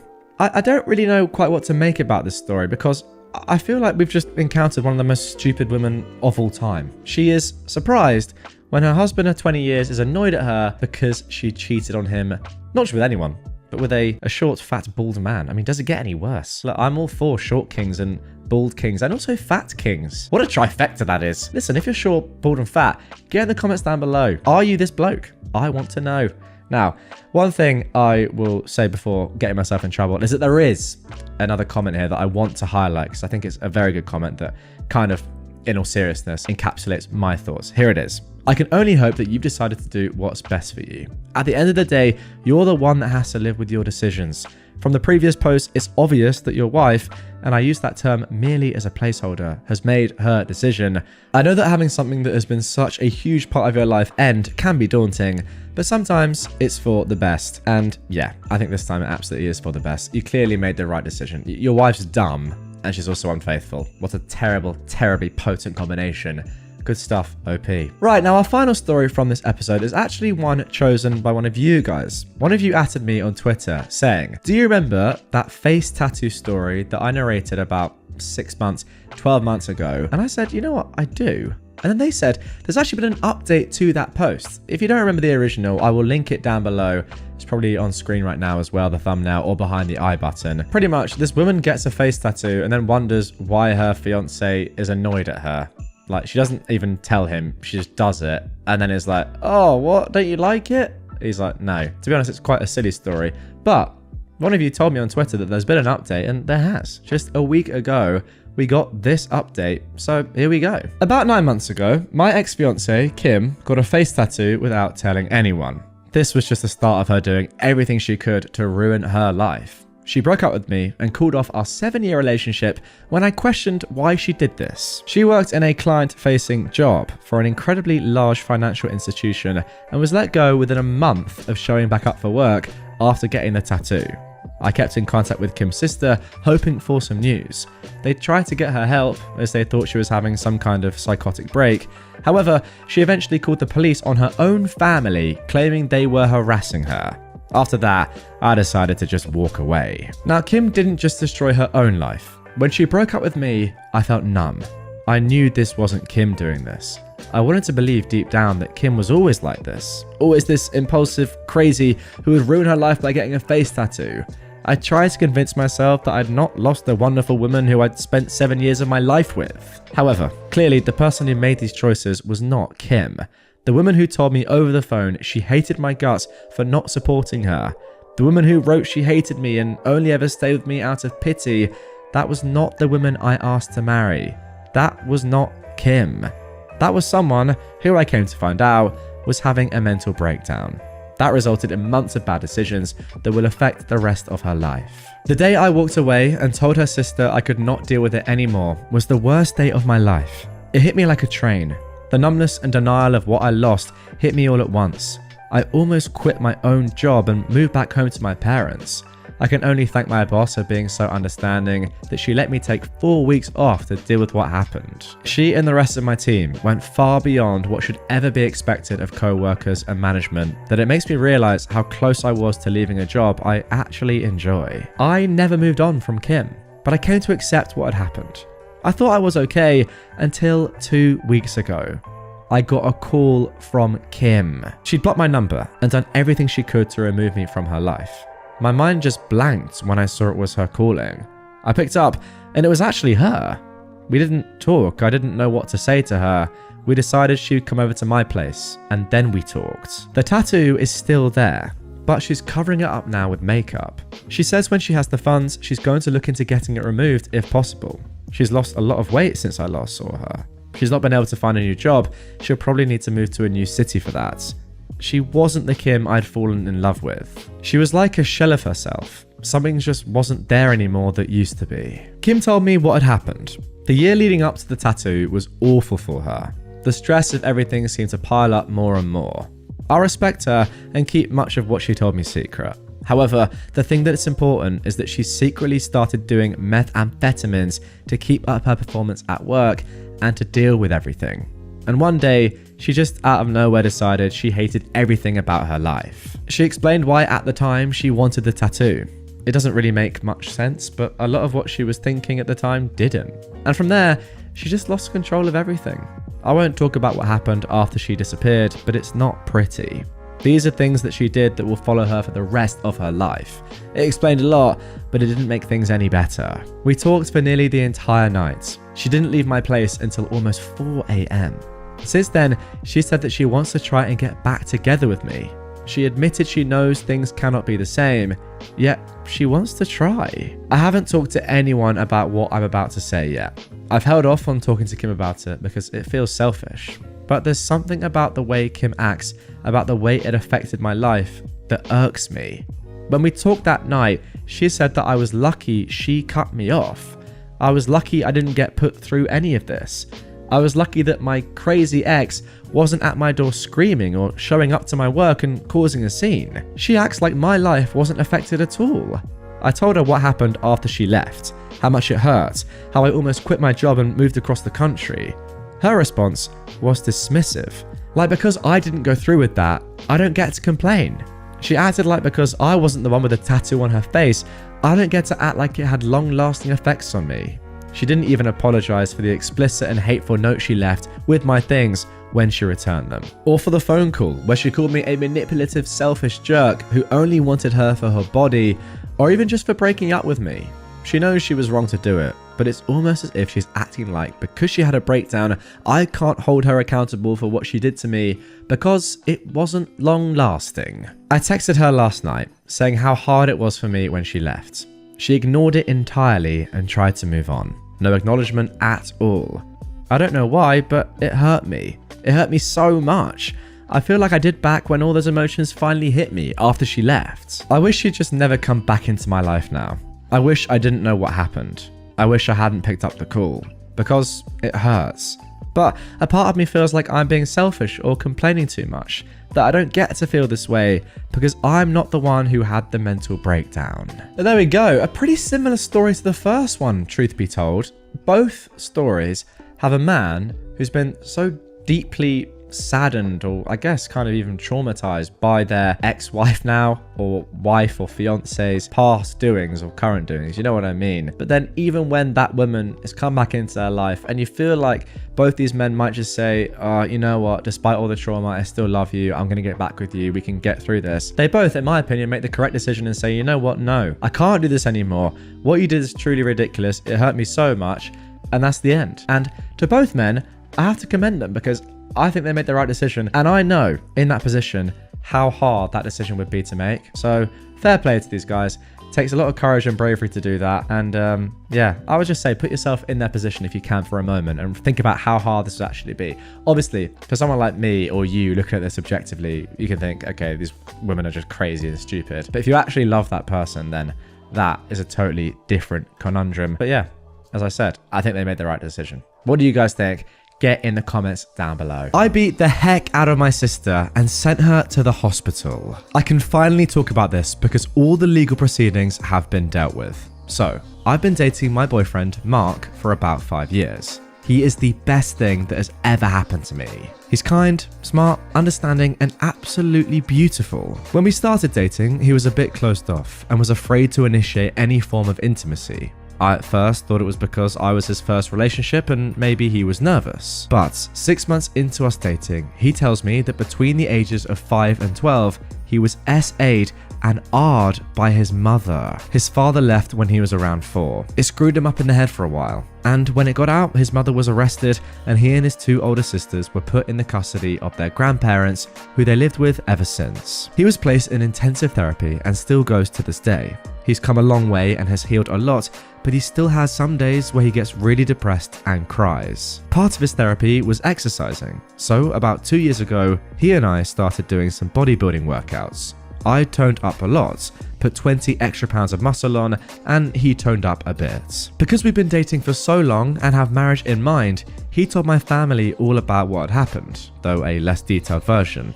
and they welcomed him with love and support. Now for my sister, Sally. I've suspected that she's had a bit of a crush on him. She'll flirt sometimes here and there, but he never reciprocated and usually ignored her.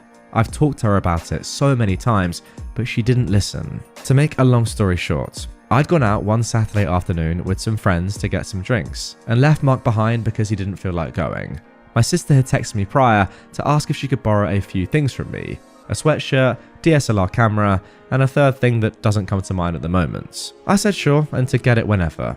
She went when I was out, unknowingly. When I came home, I found my boyfriend on the ground, crying his eyes out, and my sister trying to calm him down.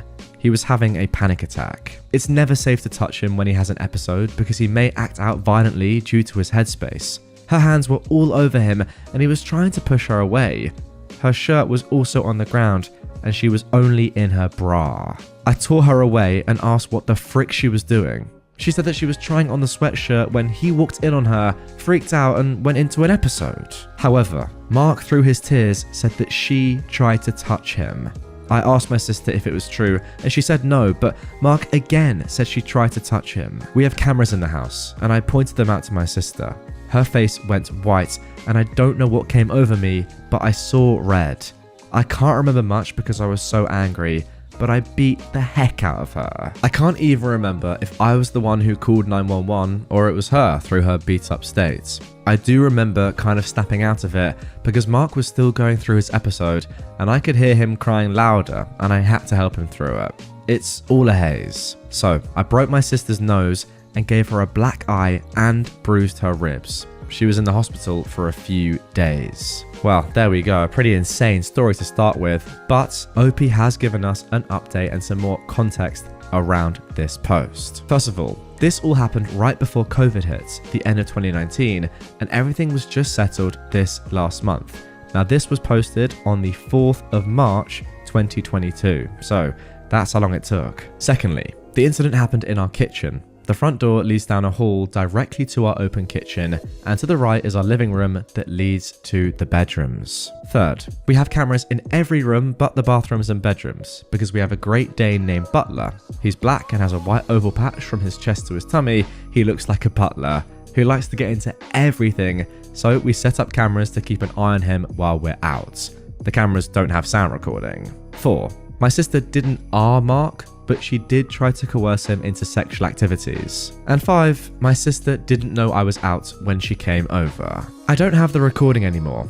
It was too painful to keep, let alone watch. Also, my memory of the whole thing is hazy, but the tape showed Mark answering the door. Again, our cameras don't have sound recording, but Mark said that when he answered the door, she told him that she was there to get my camera and sweatshirt. He said okay and let her in. He was watching TV, so he went back to his show while she walked into our room.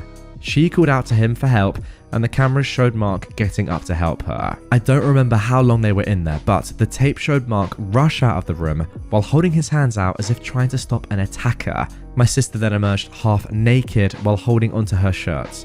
Mark backed up into the kitchen, still holding his hand out, and she advanced towards him. Mark said he was telling her to put her shirt on and to leave, but she kept saying something along the lines of, "Hey, it's okay, I just need some help, that's all," and "You're a nice guy, just help me out a little." I think by that point, he was declining into a panic attack as he started shaking. My sister took that opportunity to hug him. She said she did it to try and calm him down, but the tape showed her kind of grinding up on him. He pushed her away and fell to the ground crying and screaming. She then got down by him and was trying to wave her hands through his hair. Her other hand was also moving up towards his crotch. I remember from the tape seeing Mark flinch backwards and trying to push her away. She always moved back closer to him though.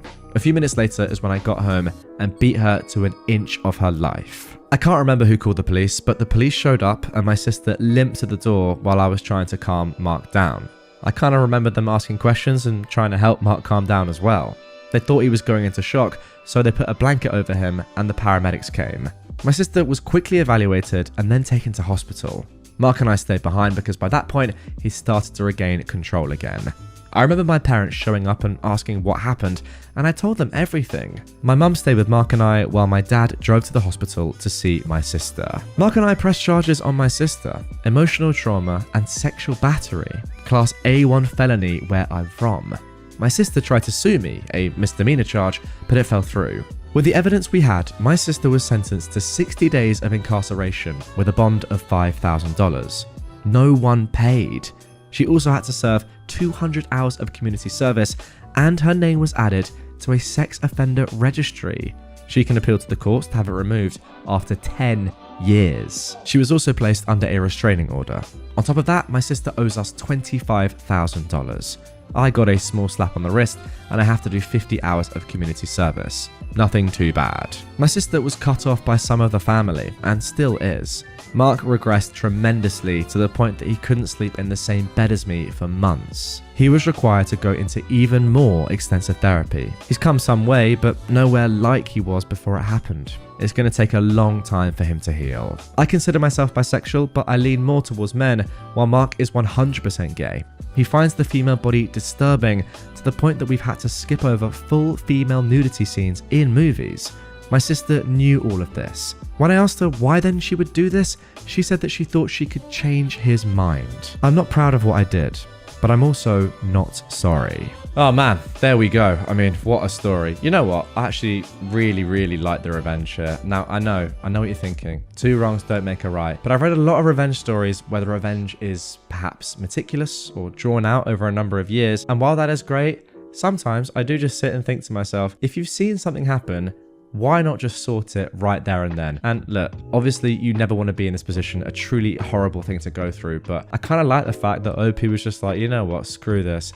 I am dealing with this right now. And yeah, it's my sister, but she's done a truly heinous thing and she deserves to be punished for it. What I absolutely love the most about the story, I mean, I'm saying love the most about the story. What I mean is what I love most about the resolution of this story, of course, is the fact that nobody paid the $5,000 bond.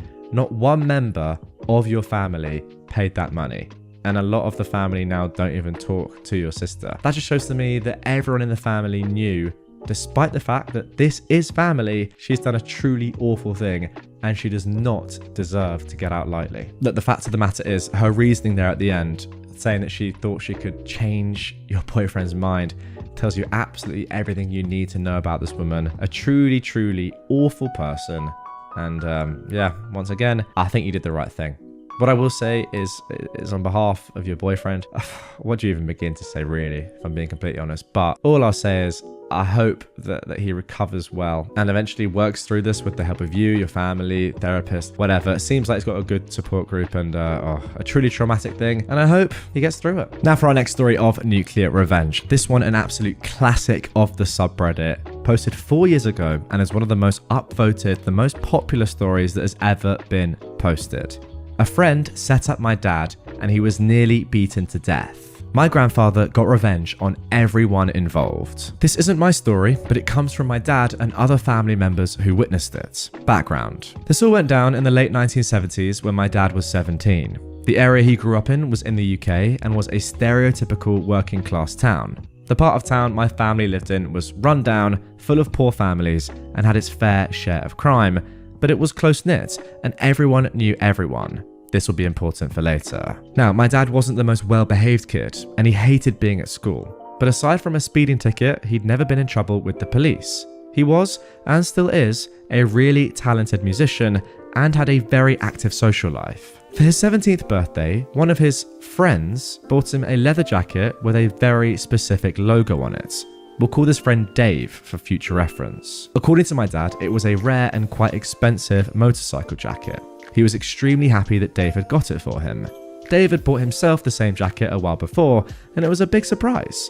My grandmother apparently joked that with the jackets on, they looked like twins, and she wasn't far wrong. They had similar features, black hair, and were both well known for being kitted out in motorcycle gear. A few days after my dad's birthday, he was leaving work as a bartender in the town centre at around 10 PM. As he was getting close to where his bike was parked, a gang of 5 men approached him from behind. The last thing my dad remembers was being smacked over the head and passing out as he hit the floor. These men beat up my dad with bike chains and a crowbar, literally to within an inch of his life. Luckily, 2 bouncers from a nearby pub heard the commotion and rushed to help. The men ran off and the bouncers called the cops, and my dad was taken to hospital. It turned out that Dave had quite a substantial gambling habit and owed a large amount of money to people who you really didn't want to owe money to. They had threatened Dave and told him that they'd be looking for him to teach him a lesson. So, Dave decided to set up my dad to take the beating instead of himself, or at least lessen his chances of taking it. He'd bought my dad the same jacket because these guys knew that that was what he wore when he rode. He then arranged for a guy he knew to find out when my dad left work and call up the loan sharks to let them know where Dave was.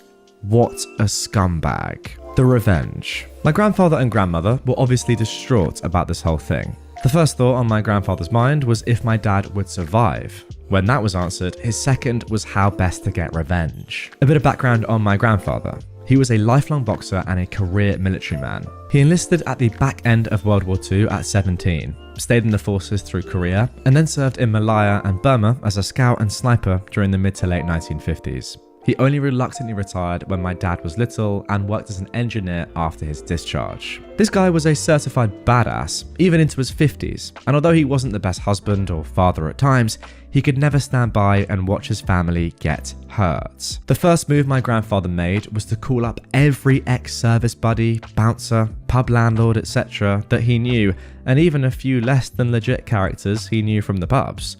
In my town, word travelled fast, and my grandfather was well liked and had a bit of a reputation, so it wasn't long before he had the names and addresses of the 5 men who'd attacked my dad. Apparently, these guys had been bragging about beating up a defenseless man from behind.